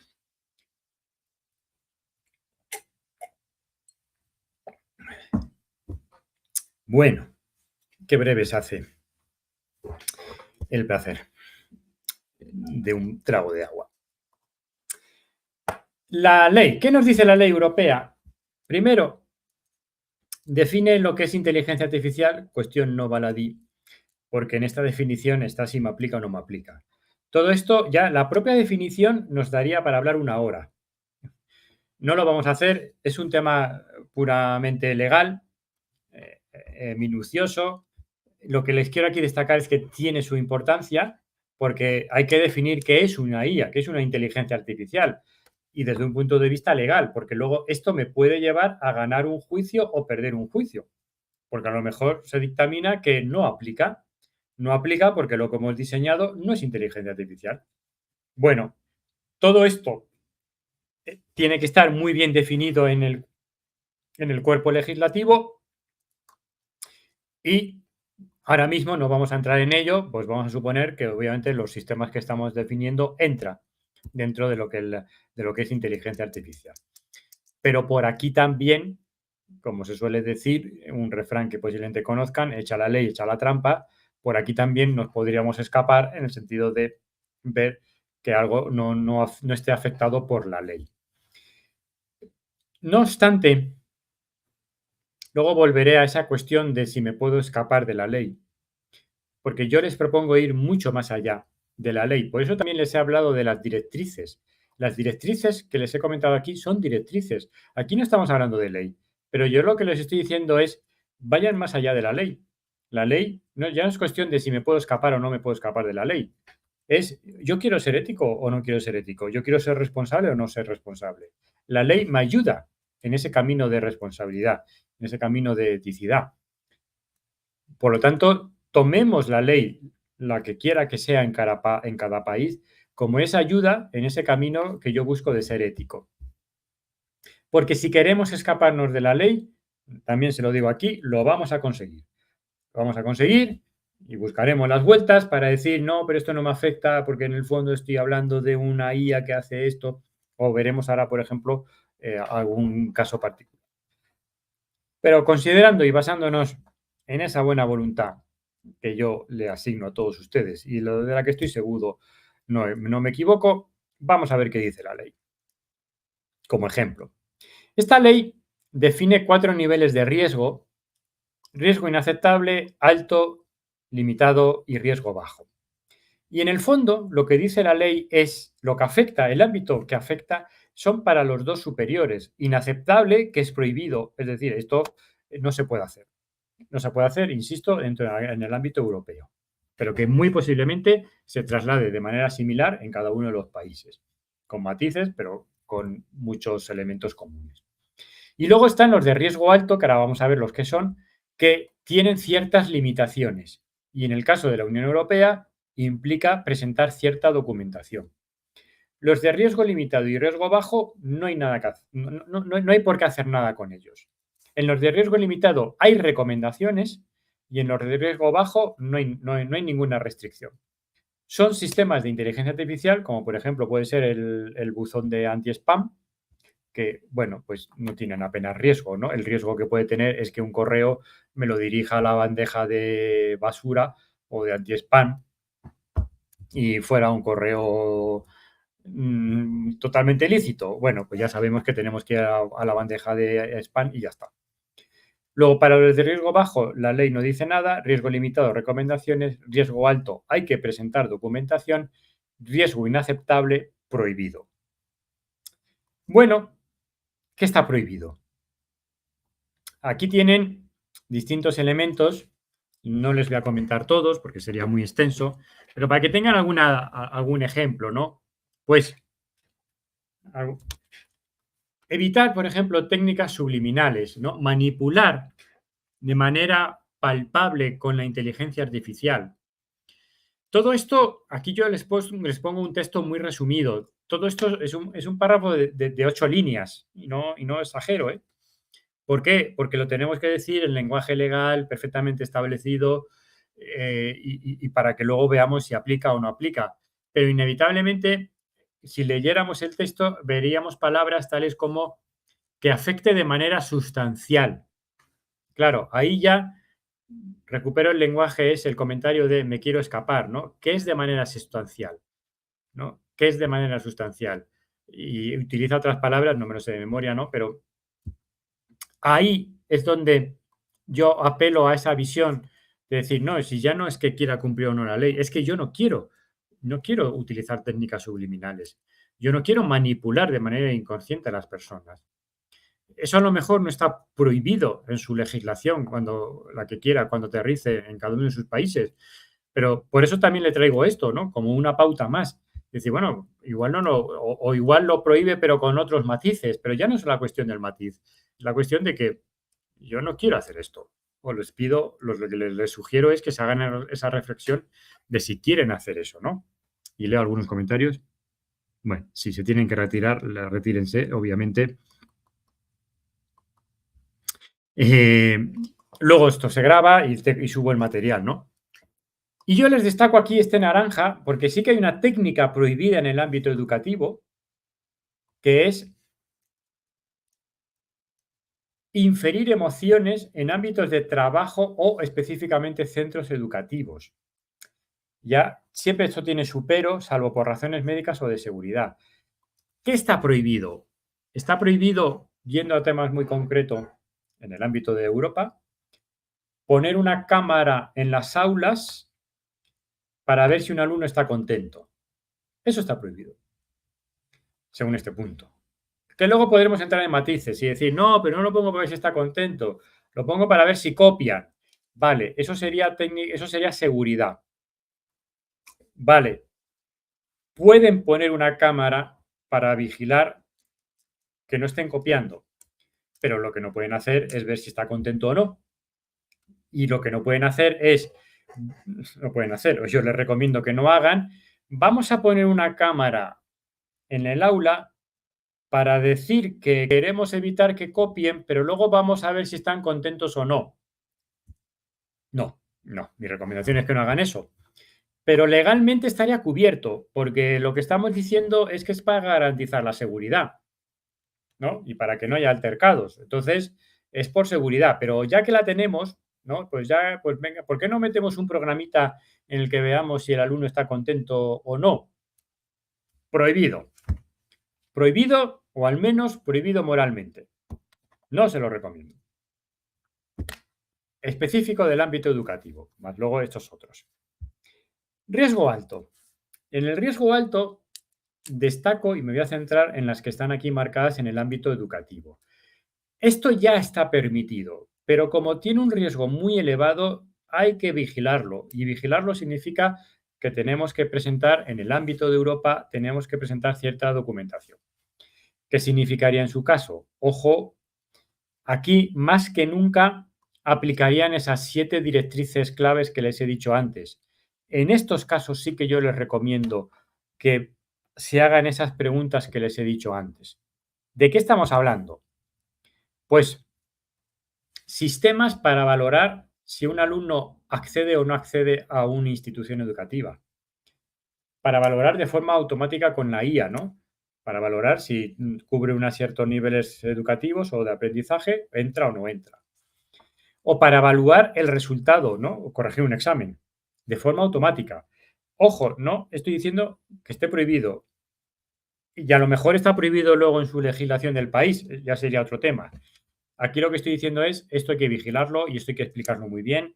Y si nosotros ponemos un sistema para valorar evaluaciones, para valorar exámenes, ahí sí que tenemos que preguntarnos y en qué medida interviene el profesor. El profesor toma la nota final y la copia y la pega, o lo toma como un punto de referencia. Ese sería el primer punto que les he comentado antes de supervisión humana. Hay que explicarlo. O evaluar el nivel educativo, que está ligado con el nivel de acceso, lo que pasa es que esto puede luego llevar a un acceso o no. Y, por ejemplo, supervisión y detección de comportamientos prohibidos en los alumnos durante los exámenes. Es lo que les decía, poner una cámara para vigilar la seguridad y vigilar si copian está permitido. Lo que pasa es que es riesgo alto, tendría que presentar cierta documentación. Pero lo que no podemos hacer es luego aprovecharlo para otros temas. Luego, estos son riesgos altos en la ley europea, veamos sus distintas legislaciones, pero ya me están dando una orientación y ya, por ejemplo, me están diciendo, con independencia de que en nuestro país esto esté permitido o no, con independencia de cómo quiera estar clasificado, ya esto tiene sentido y por lo tanto me lleva a que aquí sí que me tengo que hacer esas 7 preguntas que antes les comentaba. Por eso les traigo este texto, no porque tanto les afecte de manera directa, sino porque me sirve también para eso que estamos viendo de qué está bien y qué no está bien. Bueno, luego aquí les traigo ejemplos de riesgo limitado. Aquí, por ejemplo, ya hablamos de chatbot, pero va a depender para qué esté dedicado ese chatbot, porque si esa IA generativa, si es para un chatbot, pues muy posiblemente sea riesgo limitado, pero si es una IA generativa para evaluar exámenes, pues ya sería riesgo alto, ¿no? Luego, el uso de la IA generativa no es tanto como en sí, sino para qué se utiliza. Y bueno, y luego riesgo bajo, como por ejemplo lo del spam, que se lo he comentado antes, ¿no? No insisto más, lo tienen ahí, ¿no? Hay un capítulo especial para IA de propósito general, que son básicamente las IAs generativas. Pero no les aplica tanto a ustedes, sino que les aplica más a los fabricantes. Es decir, a Microsoft, a OpenAI, o Anthropic, en el caso de Claude. Pero sí que está bien que lo conozcan, ¿no? En el caso de la IA generativa, estos fabricantes pues, tienen que presentar cierta documentación técnica sobre cómo ha sido entrenado su sistema. Tienen que presentar documentación de cómo utilizar el sistema para los usuarios. Tienen que vigilar los derechos de autor. Tienen que explicar cómo ha sido entrenado. Como digo, no es tanto que lo tengan que explicar ustedes, porque si ustedes usan Copilot es lo que antes decía, y yo como sé cómo ha sido entrenado, pero sí que lo tiene que explicar el fabricante. Y esto, claro, dentro del ámbito europeo, ¿no? Aquí ya habría que ver su legislación, por lo tanto, esto puede que aplique o no. Bien. Y luego he traído este punto aquí aparte, este punto específico, me lo preguntaron el año pasado y por eso también aquí pues lo he mantenido, que a lo mejor lo han visto en otro tema, pero aquí les voy a dejar simplemente las pautas. Cómo citar el uso de la IA generativa y cómo usar la IA generativa en el caso puro académico y cómo citarla en el caso de, bueno, citar en APA. APA ya está dando directrices de cómo citar un resultado obtenido con IA generativa. Les traigo aquí, antes de ver cómo citar en APA, temas de responsabilidad, que básicamente, esto no voy a ir punto por punto, porque es mucha letra y ustedes lo pueden ver, pero sí me interesa más la visión global. Y la visión global es básicamente la primera palabra, responsabilidad, responsabilidad, responsabilidad, responsabilidad. Es decir, lo que vengo diciendo, podemos usar la IA generativa para hacer un resumen, para hacer un análisis de un artículo académico,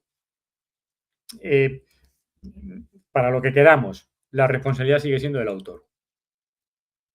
Y el autor es responsable de que si tú haces un resumen, no cometas plagio. O si tú incluyes un texto que no tenga derechos de autor. O sea, tú eres responsable, que para mí esa es la base. al margen de que aquí estamos hablando de una serie de puntos, sigue siendo responsable el docente y para transmitírselo a los alumnos siguen siendo responsables. Por lo tanto, habrá que vigilar si estás violando o no derechos de autor, porque esa responsabilidad no se elude. Y luego, en el ámbito de ya cómo citar, pues aquí aparece la recomendación, que bueno, que es esta que aparece aquí abajo, ya en lo que es la cita formal de APA. Hay que citar, habría que citar quién es el fabricante, OpenAI, cuál es la herramienta, ChatGPT, por decir este caso, qué versión es un LLM y dónde podemos obtener a qué tipo de, cuál es la dirección web, básicamente, de eh, esa máquina, ¿no? De esa IA, de esa IA generativa.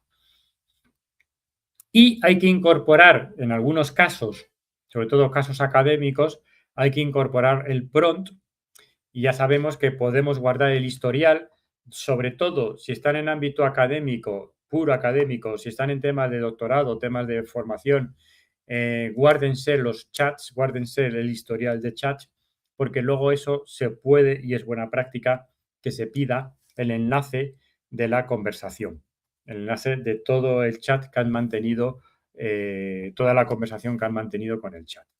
Eso guárdenlo, hay mecanismos para guardarlo, porque eventualmente se puede pedir, incluso se puede y se debe adjuntar como anexo, a lo mejor en un artículo académico o en un trabajo académico se podría y se debería adjuntar como anexo, ¿no? Luego, estas son las recomendaciones. Puramente formal, bueno, pues esta manera de escribirlo, pero luego también estas otras cuestiones de responsabilidad y de guardar el historial de las conversaciones, para ver entonces la garantía de ese chat, de esos prompts. Muy bien, a ver, ¿alguna cuestión que me comenten por aquí?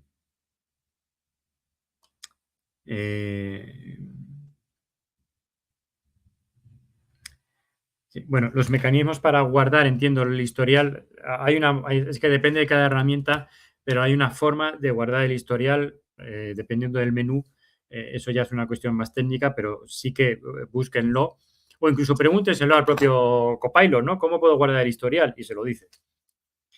En el caso de tener que hacer cómo es la mejor manera de citar. Para citar los prompts, la recomendación que hay es citarlos a pie de página. A pie de página, como aquí, nota al pie en lugar de en la cita. No obstante, habría que ver si en el trabajo que les han dicho les han dado ahí una pauta particular. Pero si es citar únicamente el prompt, lo suyo es mejor a pie de página. Sí, confirmando la sesión. En investigaciones, ¿qué porcentaje de IA con citas se permiten según Turnitin? A ver, Turnitin, como veíamos el lunes, ahora mismo te define dos elementos, lo que es plagio y lo que está generado por IA. En lo que está generado por IA, que yo sepa, no hay umbral.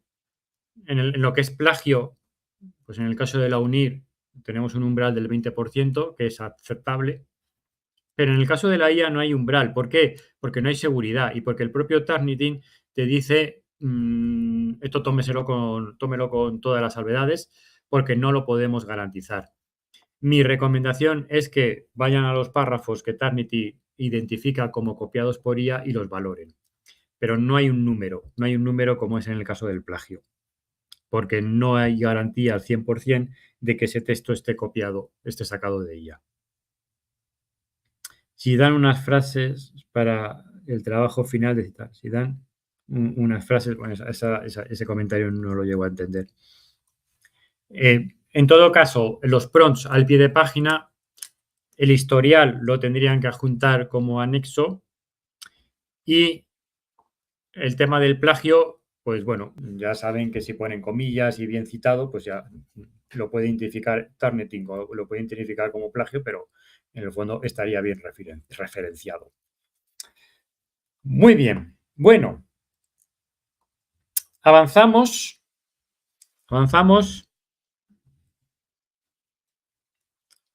Bueno, ¿Y qué dicen los fabricantes? Les traigo aquí un par de transparencias curiosas. Bueno, sí, las he resumido en una, en otras versiones tenía más, pero también porque esta es la última versión. Claro, el año pasado tenía el texto del año pasado, ¿no? Pero si leemos, esto lo traigo como ejemplo, si leemos los términos y condiciones de Microsoft Copilot, nos encontramos con esto. Para mí es curioso que lo sepan y yo se lo transmitiría a los alumnos. Esto está sacado de los términos y condiciones de Copilot. Y aquí está la referencia, aquí abajo, la página web, porque lo pueden usar. Copilot dice, no confíes en Copilot. Toma ya. Claro, ¿qué ocurre? Que esto está en los términos y condiciones de Copilot, en un enlace al que hay que llegar y hay que tener la paciencia de llegar a ese párrafo y leerlo, porque los términos y condiciones no son nada amigables de leer. Entonces, en un punto, en el párrafo 52, pues de repente aparece ahí, no confíes en Copilot para obtener consejos importantes, ¿eh? Como lo que veíamos el lunes, ¿no? ¿Dejo a mi pareja o no la dejo? Pues no confíes en Copilot, pero vamos, no tiene por qué ser tan trascendental, ¿no? Usa Copilot bajo tu propio riesgo. Claro, esto también, ¿por qué lo ponen en términos y condiciones?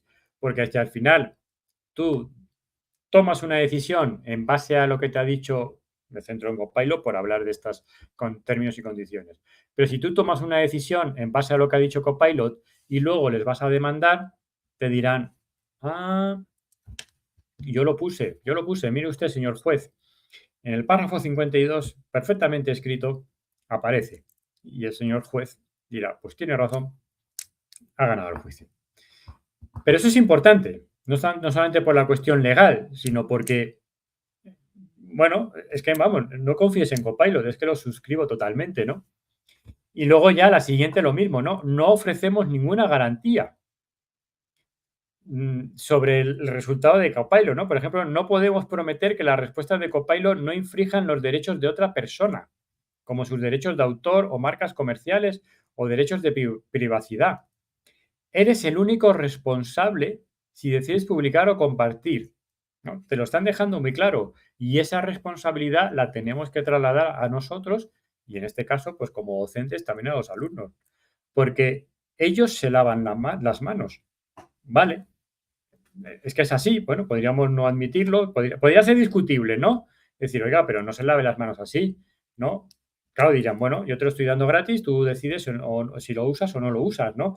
Pero eso ya sería otra cuestión. Eso ya sería otra cuestión legal y mucho más profunda y que sinceramente no sé cuál sería el resultado, porque podríamos hablar de cláusulas abusivas, que es un concepto que existe, pero ahí entramos en un ámbito puramente legal, ¿no?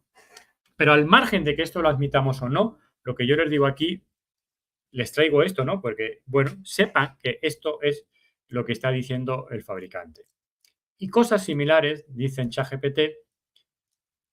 En el caso de Cloud no es tan similar, es distinto, pero bueno, esto es lo que dicen los fabricantes.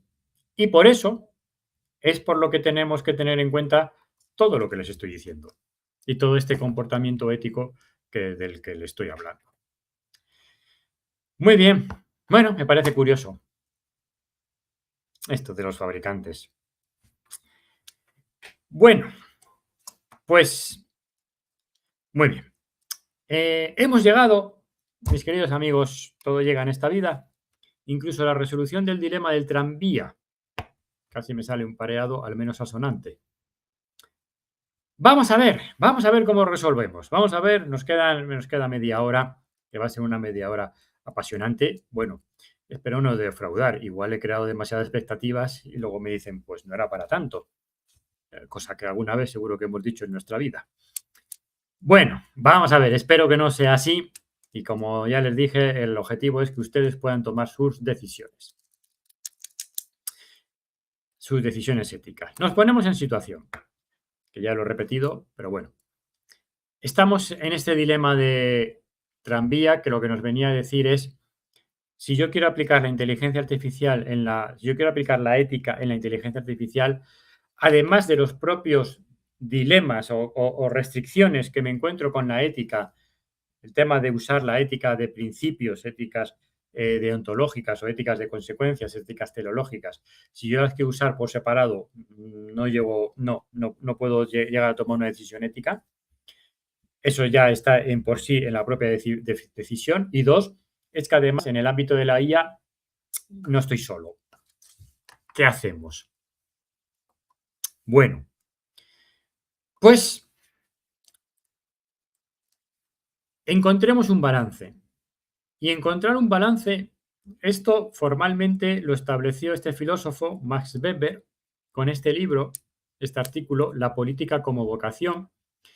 Él publicó este libro orientado a la política, pero las conclusiones no hay por qué centrarlas solamente en la política. Él hablaba de lo que era un buen político. No sé, no sé si encontró alguno. Hombre, sí, alguno habrá, alguno habrá, alguno habrá. Esto que no quede grabado, esto por favor, alguno habrá, alguno habrá. Y no, y lo digo de verdad. Los hay, pero por desgracia abundan más de los otros, ¿no?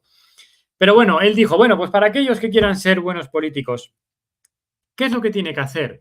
Y Max Weber lo que decía era, pues es que el buen político es aquel, y yo lo llevo ya no buen político, sino el responsable, el buen responsable es aquel que encuentra un equilibrio entre esos principios y esas consecuencias. Él lo que decía es, el buen político tiene que mirar las consecuencias y tiene que ser responsable de sus decisiones. Y ojo, aquí pensemos ya no solamente en política, sino en responsable de un departamento, responsable de una organización, ¿no? El buen gobernante, dicho de una manera más genérica, y gobernante en el sentido de gobernanza de organizaciones, el buen gobernante es aquel que tiene en cuenta de las consecuencias de sus decisiones. Es decir, eso de hay que hacer esto pase lo que pase, no es de un buen gobernante. Tiene que tener en cuenta si muere 5 personas o muere una persona, o si con esto conseguimos este bien o conseguimos este daño, porque al final tiene que vigilar las consecuencias de sus responsabilidades. Pero también tiene que tener principios. Y en palabras de Max Weber, lo que decía es, tiene que vigilar su responsabilidad, pero tiene que tener una ética de tal manera que en un momento dado diga, no, esto ya no. Efectivamente, aquí ya, de alguna manera, entra en juego esa ética de los principios, ¿no? Admitimos, volviendo al caso del daño, admitimos que para hacer un diagnóstico, pues tengo que hacer un cierto daño. Efectivamente. Vale, ¿por qué? Porque hay un bien mayor que es el diagnóstico. Pero si ya el daño es insufrible, esa persona la vamos a matar de dolor, y bueno, eso ya no. Ahí entonces entra, es como si de alguna manera se iluminara se iluminara el principio, ¿no? Y dije, el principio ya se ilumina. ¿En qué punto se ilumina? Es ese equilibrio. No sabemos en qué punto se ilumina. Esto no son matemáticas. Si fueran matemáticas ya habríamos dado con la solución. Precisamente el punto en el que intervino Max Weber es que vino a decir, hasta ahora la historia de la filosofía es una historia de éticas de principios y éticas de consecuencias, y no podemos trabajarlas por sí solas y de manera única e independiente. Tenemos que encontrar un equilibrio, y ese equilibrio depende de cada uno de nosotros. Y para mí esa es la maravilla de la vida, porque si esto fuera pura matemática, la vida no tendría emoción. Y ya lo siento, pero la vida es tomar estas decisiones éticas y buscar constantemente ese equilibrio y saber cuándo la luz del principio se me enciende y cuándo la luz de las consecuencias, porque estas consecuencias también son intolerables, también se me enciende. Esas luces se nos encenderán en cada momento, en cada caso particular, de forma distinta. Ahora también veremos qué me puede alumbrar, cómo enciendo yo esas luces, la luz de los principios o la luz de las consecuencias. Pero no nos engañemos, no hay una solución, no hay una matemática, no hasta aquí me detengo, va a depender de cada uno de ustedes. Pero aún así, les voy a dar pautas para que en un momento dado sí se nos pueda encender esa luz de los principios, de la ética de los principios, o se nos encienda la luz de las consecuencias. Que digamos, hombre, esta consecuencia no, esto ya no, no puede ser, ¿no? Ese no puede ser, es el equilibrio. Vamos a ver cómo conseguirlo. Y no sé si me dicen el fin, bueno, claro, pero el fin justifica los medios es llevándolo al extremo, que es también la visión del utilitarismo, ¿no? Bien está lo que bien acaba, lo que decía antes, la otra versión del bien está lo que bien acaba es el fin justifica los medios. Si vamos solamente por una visión única, el fin justifica los medios siempre, bien está lo que bien acaba, no seremos éticos. No seremos éticos. Ya siento decirlo así de claro, pero no lo seremos. Y cometeremos injusticias. Porque si así fuera, la ética del utilitarismo la llevaríamos a las matemáticas y entonces no habría dilemas éticos. Diríamos, ¿cuánta gente es feliz? 500.000, pues ya está, pues esto es ético. 600.000, pues más ético todavía. No, no, pero no es así, porque hemos visto por la vida que no es así, porque es esa cuestión de ese equilibrio. Y ese equilibrio es la emoción de la vida. Es donde no nos la jugamos y es donde somos únicos cada uno y es lo que tenemos que buscar. Claro, algunos no logran ese equilibrio. Es que yo les animo a buscar ese equilibrio, porque ese es la palabra equilibrio. No es desequilibrio. Un día soy utilitarista, mañana soy kantiano, ¿no? Bueno, pues, ¿esto qué es? Esto es un sin vivir. Eso es lo que muchos malos gobernantes hacen, que un día son una cosa y otro día son otra. Y un día apelan al bien común y otro día apelan a la justicia. Por favor, ¿dónde está ese equilibrio? Es que ese equilibrio es lo complicado. Es que ese equilibrio es lo emocionante. Y no es fácil de conseguir. Yo quiero darle algunas pautas, pero no nos engañemos, no es fácil. Y hay que trabajarlo, y esto se trabaja a lo largo de toda una vida. Y se trabaja equivocándonos. Y se trabaja un día cometiendo una decisión que no es ética. Lo haremos como lo he hecho yo, y lo suyo es pensarlo y decir, anda, pues es que aquí me dejé llevar demasiado por las consecuencias o me dejé llevar demasiado por los principios y llevé un principio demasiado al límite. Vale, no nos laceremos, la próxima vez lo haré mejor. ¿Cómo buscamos ese equilibrio? Pues ese equilibrio, les propongo utilizar la ética de las virtudes. Aquí estamos poniendo en juego distintas éticas. ¿Qué es esto de la ética de las virtudes? Esto lo desarrolló este filósofo a las de Mackinter, filósofo eh, irlandés, Mackinter, desarrolló el concepto de práctica y ligado al concepto de práctica el concepto de virtud. Sí que es verdad que el concepto de virtud lo lanzó en su momento Aristóteles, digo en su momento, fíjese, hace siglos. Y el concepto de virtud ha ido evolucionando a lo largo de los siglos y aquí está de alguna manera reformulado. Este concepto de virtud no es exactamente la virtud aristotélica. Aristóteles hablaba de unas virtudes muy específicas y ahora ha evolucionado a un concepto de virtud que les voy a contar. Y por ir por partes, porque ahora vamos a ayudarnos a encontrar ese equilibrio, ¿no? Mackinter introduce el concepto de práctica. Práctica es una actividad humana y humana cooperativa. Por ejemplo, una práctica es el deporte, una práctica es la educación. Como tal, una práctica es la enseñanza, una práctica es la medicina, la salud, ¿no? Es una actividad humana que tiene un bien inherente.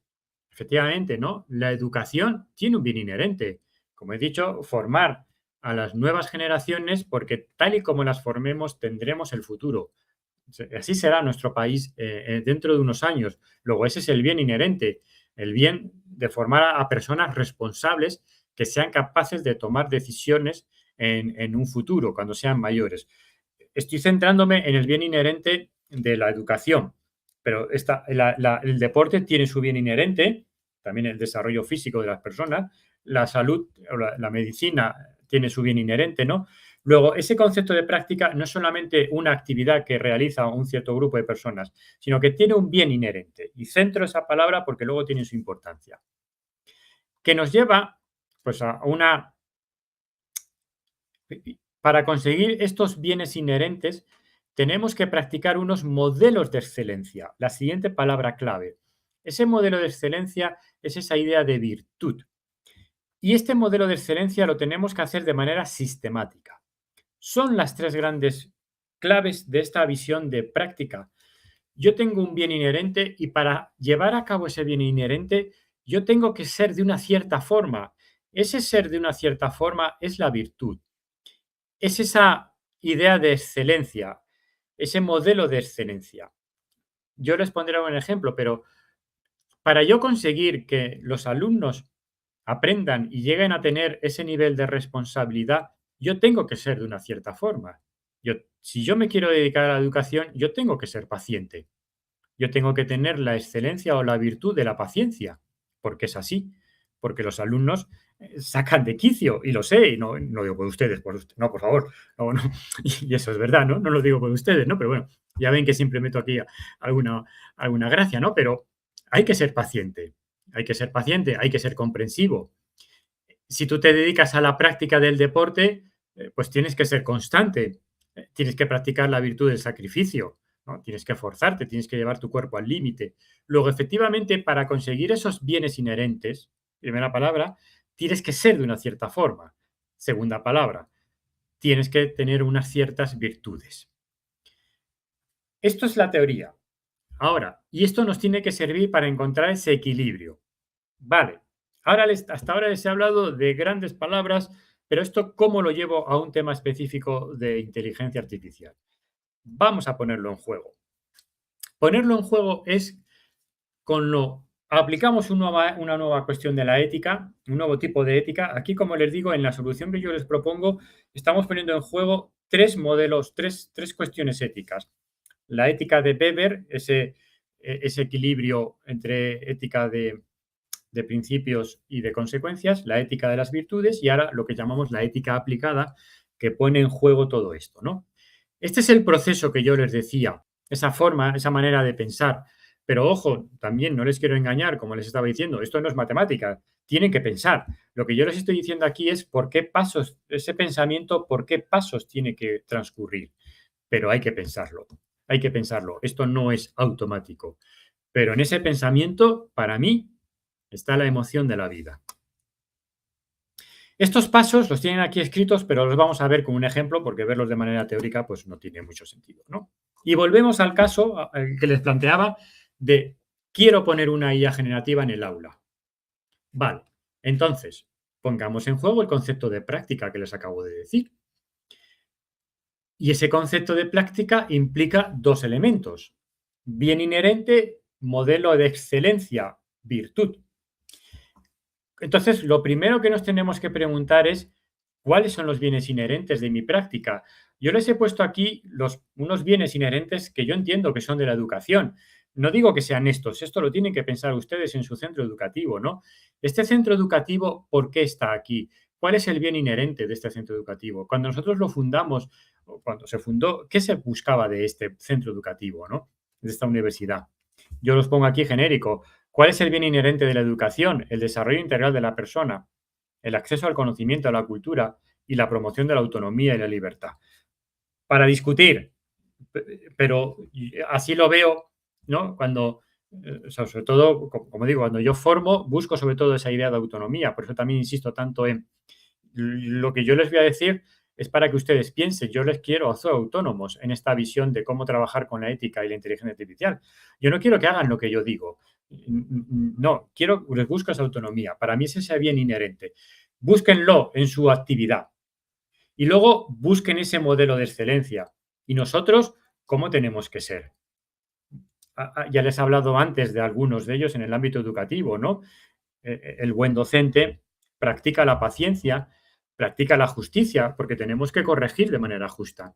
Y es complicadísimo, es complicadísimo. Es un momento, al menos en mi caso, ¿no? Cuando tengo que corregir, me hago muchas preguntas porque busco esa justicia, ¿no? Y porque no todo es sumar puntos. Hay a veces elementos, pero tampoco tengo que tenerlos muy en cuenta. En fin, es que es complicado, ¿no? Y te encuentras en situaciones en las que tienes que tomar una decisión respecto de un alumno y tienes que practicar la justicia, porque hay que buscarla. La sabiduría, obviamente, ¿no? Tenemos que saber. No puede ser que des una clase sin tener ni idea, ¿no? En algún caso nos habremos encontrado en nuestra historia de algún caso similar, ¿no? Pero bueno, no es ese modelo de excelencia. Y luego, pues tienes que tener empatía, tienes que empatizar con el alumno, ¿no? Bueno, no digo tampoco que estos tengan que ser los modelos de virtudes, piénsenlo. Y ya piénsenlo también, no solamente desde un punto de vista del centro educativo, del ámbito en el que estén, personalmente.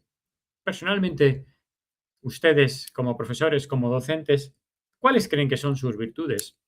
cuáles creen que son ese modo en el que ustedes se comportan, en el que les gustaría ser excelentes. No digo que lo sean, yo no lo soy, ¿no? No siempre tengo paciencia. Posiblemente no siempre, o me lo pregunto muchas veces, ¿habré sido justo con este alumno? Más de una vez me lo he preguntado. Me lo he preguntado, ¿he sido justo? ¿He sido justo? Y quizás no he tenido respuesta y a lo mejor he sido injusto, ¿no? Bueno, pero sí que digo, vale, pero es que el profesor debe ser justo. O sea, aquí no les estoy diciendo que se hagan examen de conciencia de si lo han sido o no lo han sido, sino de cómo deberían, de cómo ustedes creen que deberían tener ese modelo de excelencia. Luego lo recuperaré. Este es el primer paso. Y ahora aplicamos los 4 pasos que les he puesto de la ética aplicada. El primero es, una vez que hemos determinado los bienes inherentes y cómo queremos que sean esos modelos de excelencia, primero, determinar el fin específico, es decir, explicar por qué estamos poniendo inteligencia artificial en el aula. Aquí estamos haciendo una llamada a la ética de las consecuencias. ¿Yo qué consecuencia busco? Y esa consecuencia debe ser legítima, obviamente, ¿no? Debe ser buena, ¿no? No puede ser, pongo la IA para despedir a los profesores. Hombre, lo estás explicando, sí, estás explicando el fin. Perfecto, pero ese fin no es legítimo, ¿no? Aquí, que ya no quiero ningún profesor, que todos sean máquinas. Bueno, no lo sé.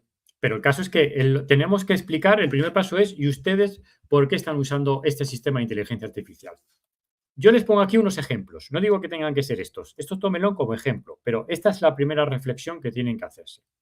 Pues quizás porque quiero incentivar la investigación, el pensamiento crítico, porque quiero que la máquina les dé distintos escenarios y porque ya que estoy, que aprendan a utilizar la IA. Estos son como las clases de inglés, ya no son de inglés, son en inglés, ¿no? Bueno, pues aquí lo mismo, ya no es una clase de IA, es una clase con IA. Pero no digo que tengan que ser estos. Ejemplos. Segundo paso, hacemos un salto a la ética de los principios. Esto es, ¿y qué principios hemos aplicado? Estos qué principios hemos aplicado es por aquí no paso. O sea, este es mi límite. Esto es, mira, no lo hemos hecho todo de cualquier manera. Hemos puesto IA, pero hemos puesto puntos de control porque yo quiero que el profesor intervenga. Y mantenemos la libertad de cátedra del profesor. Todos estos son ejemplos, ¿eh? Tómenlo como ejemplo. No digo que tenga que ser así. Pero nosotros sigue primando el criterio del profesor a la hora de ciertas decisiones, sigue primando, ¿no? Y somos capaces, en cierta medida, de decir por qué me da un resultado y no otro. Y ahora veremos cómo es cierto capaz. Pero estamos buscando ese equilibrio de las consecuencias, yo digo por qué, que busco, y de los principios. Y yo digo qué límites me he puesto.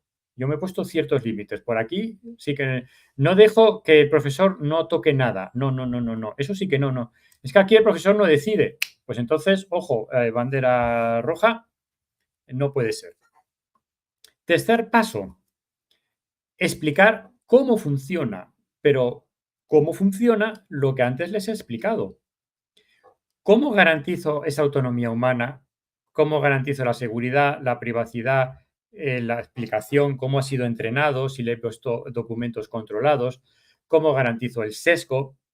Si he metido textos de derechas y de izquierdas, por decirlo, ¿no?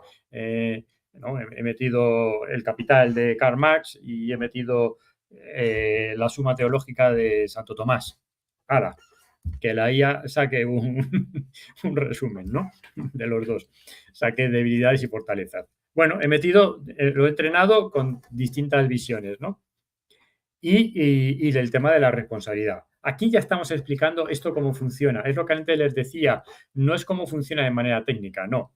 Es cómo funciona de forma conceptual, explicando estas cuestiones que son relevantes, ¿no?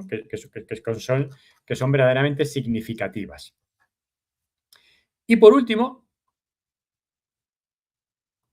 dejar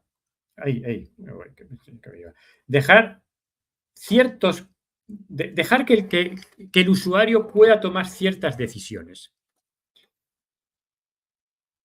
Que luego tomará esas decisiones según sus propios valores. Y aquí me vuelvo al ejemplo del cambio de aguja. Ahora mismo nosotros nos hemos puesto como dueños de ese cambio de agujas. Hemos puesto una IA generativa en un entorno educativo y lo hemos puesto con unas ciertas condiciones. unas condiciones de yo busco este fin, yo me he puesto estos límites y esto funciona de esta cierta manera. Eso ya me está condicionando el cambio de agujas. Pero obviamente tengo que dejar que el cambio de agujas se pueda mover, porque luego habrá un alumno en ese cambio de agujas, habrá un alumno haciendo el prompt, habrá un padre, habrá un profesor, habrá quien quiera que sea, habrá una persona del centro educativo, ¿no? Quien quiera que sea que vaya, esté delante de la IA. Y volvemos al mismo dilema de antes. Yo puedo ser, yo como director del centro educativo, soy Kant, puro Kant, y me he puesto un montón de principios. Con 4 principios no me valía porque son pocos para un hombre como yo, kantiano, por tanto me he puesto más principios. Vale, sí, pero el que está en el cambio de agujas igual no es tan kantiano, entonces tienes que dejarles grados de libertad. Y hay que determinar al final también qué puede y qué no puede decidir ese usuario. Y así es como encontramos ese equilibrio nosotros en los 3 primeros pasos, sobre todo los 2 primeros, encontramos ese equilibrio de cómo definimos nuestra IA, en ese equilibrio particular, todo el rato vigilando los bienes inherentes, todo el rato vigilando nuestra idea de virtud, de si esto que estamos permitiendo, porque luego ya tendremos que ir a casos concretos. Aquí tenemos un alumno, un tal que ha preguntado, ha hecho este prompt y nos ha salido esto. ¿Esto está bien o esto está mal? ¿Esto en qué medida va en contra o favorece nuestros bienes inherentes? ¿En qué medida esto hace que yo no sea, si yo tomo esta decisión, sigo siendo justo, me afecta a la justicia, me afecta a la paciencia? ¿En qué medida me está afectando a esa idea que yo tengo de excelencia de cómo tenemos que comportarnos? Les estoy dando las pautas para definir el sistema y que luego podamos tomar esas decisiones éticas, tanto nosotros como dueños de este sistema, como el propio usuario, que ya lo tomará con sus propios valores. Y a lo mejor el usuario es puro Kant, pues le tendremos que dar libertad para que aplique sin ningún reparo sus principios porque sí, y porque él es así de contento. Vale, pues tenemos que dejar ese grado de libertad. Esto bueno, no sé si tiene algún comentario, pero esto cómo lo he llevado a la realidad, voy a dejar de compartir y voy a compartir pantalla, porque voy a saltar a un documento.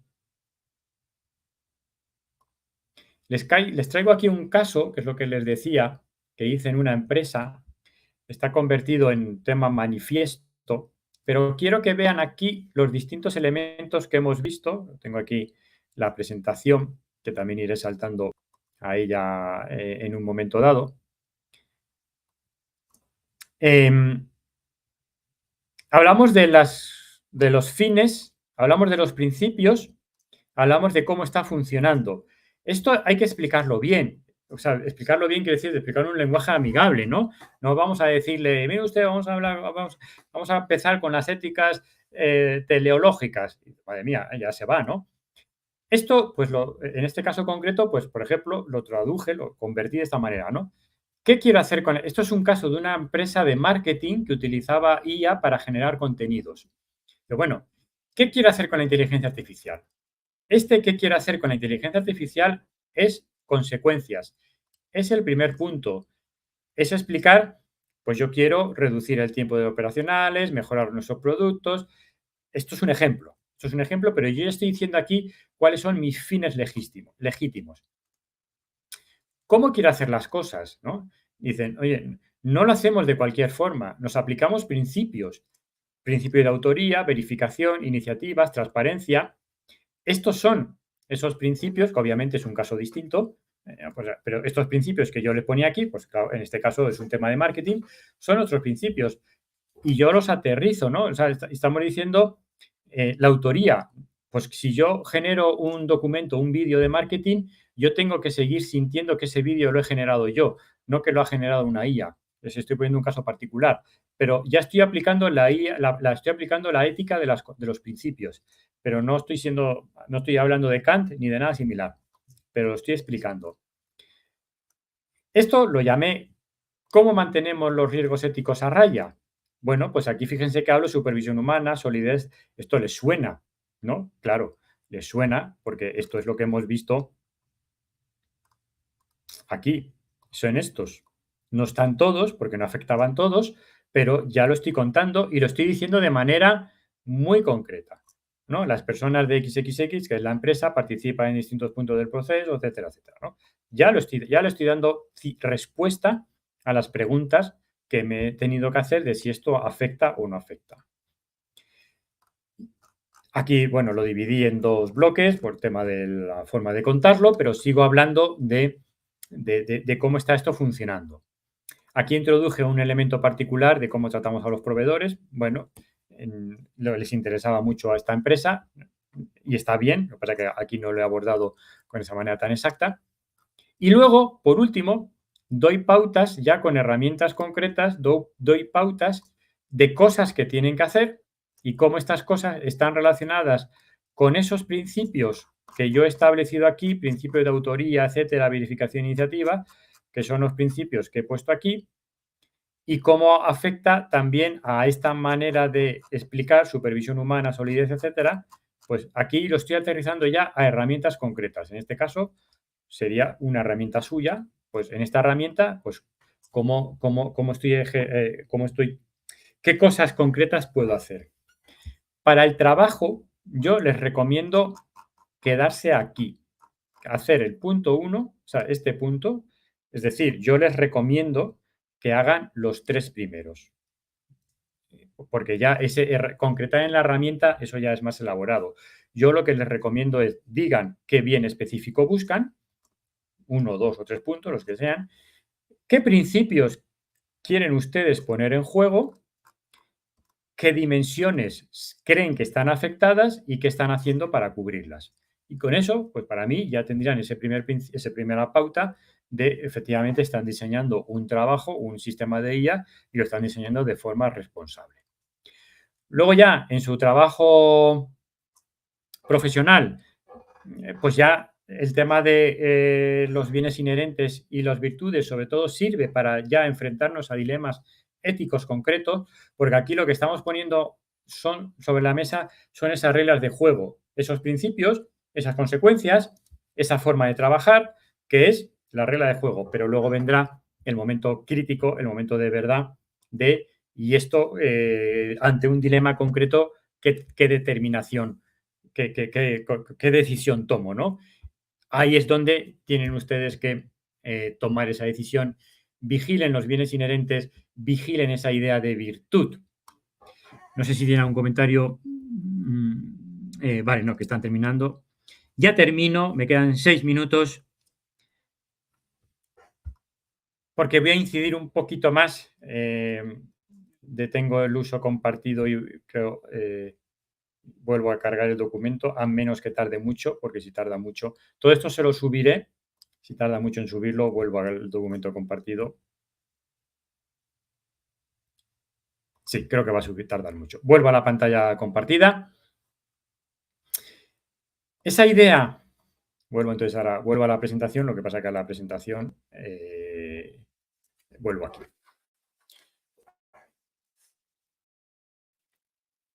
Luego, estas son las pautas, ¿no? Yo les dije, les prometí, espero haberlo cubierto, les quiero dar un camino para que ustedes puedan tomar esas decisiones y esas decisiones éticas.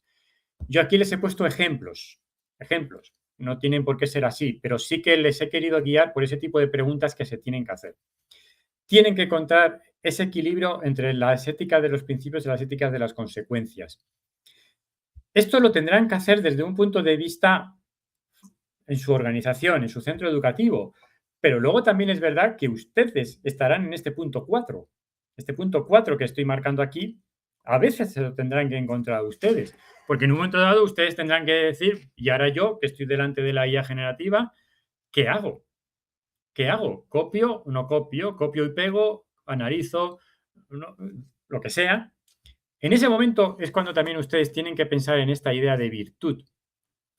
Y aquí es cuando traigo y vuelvo a traer la historia del libro, ¿no? El gran libro de la sabiduría, que el maestro le preguntaba, ¿de qué habla el libro?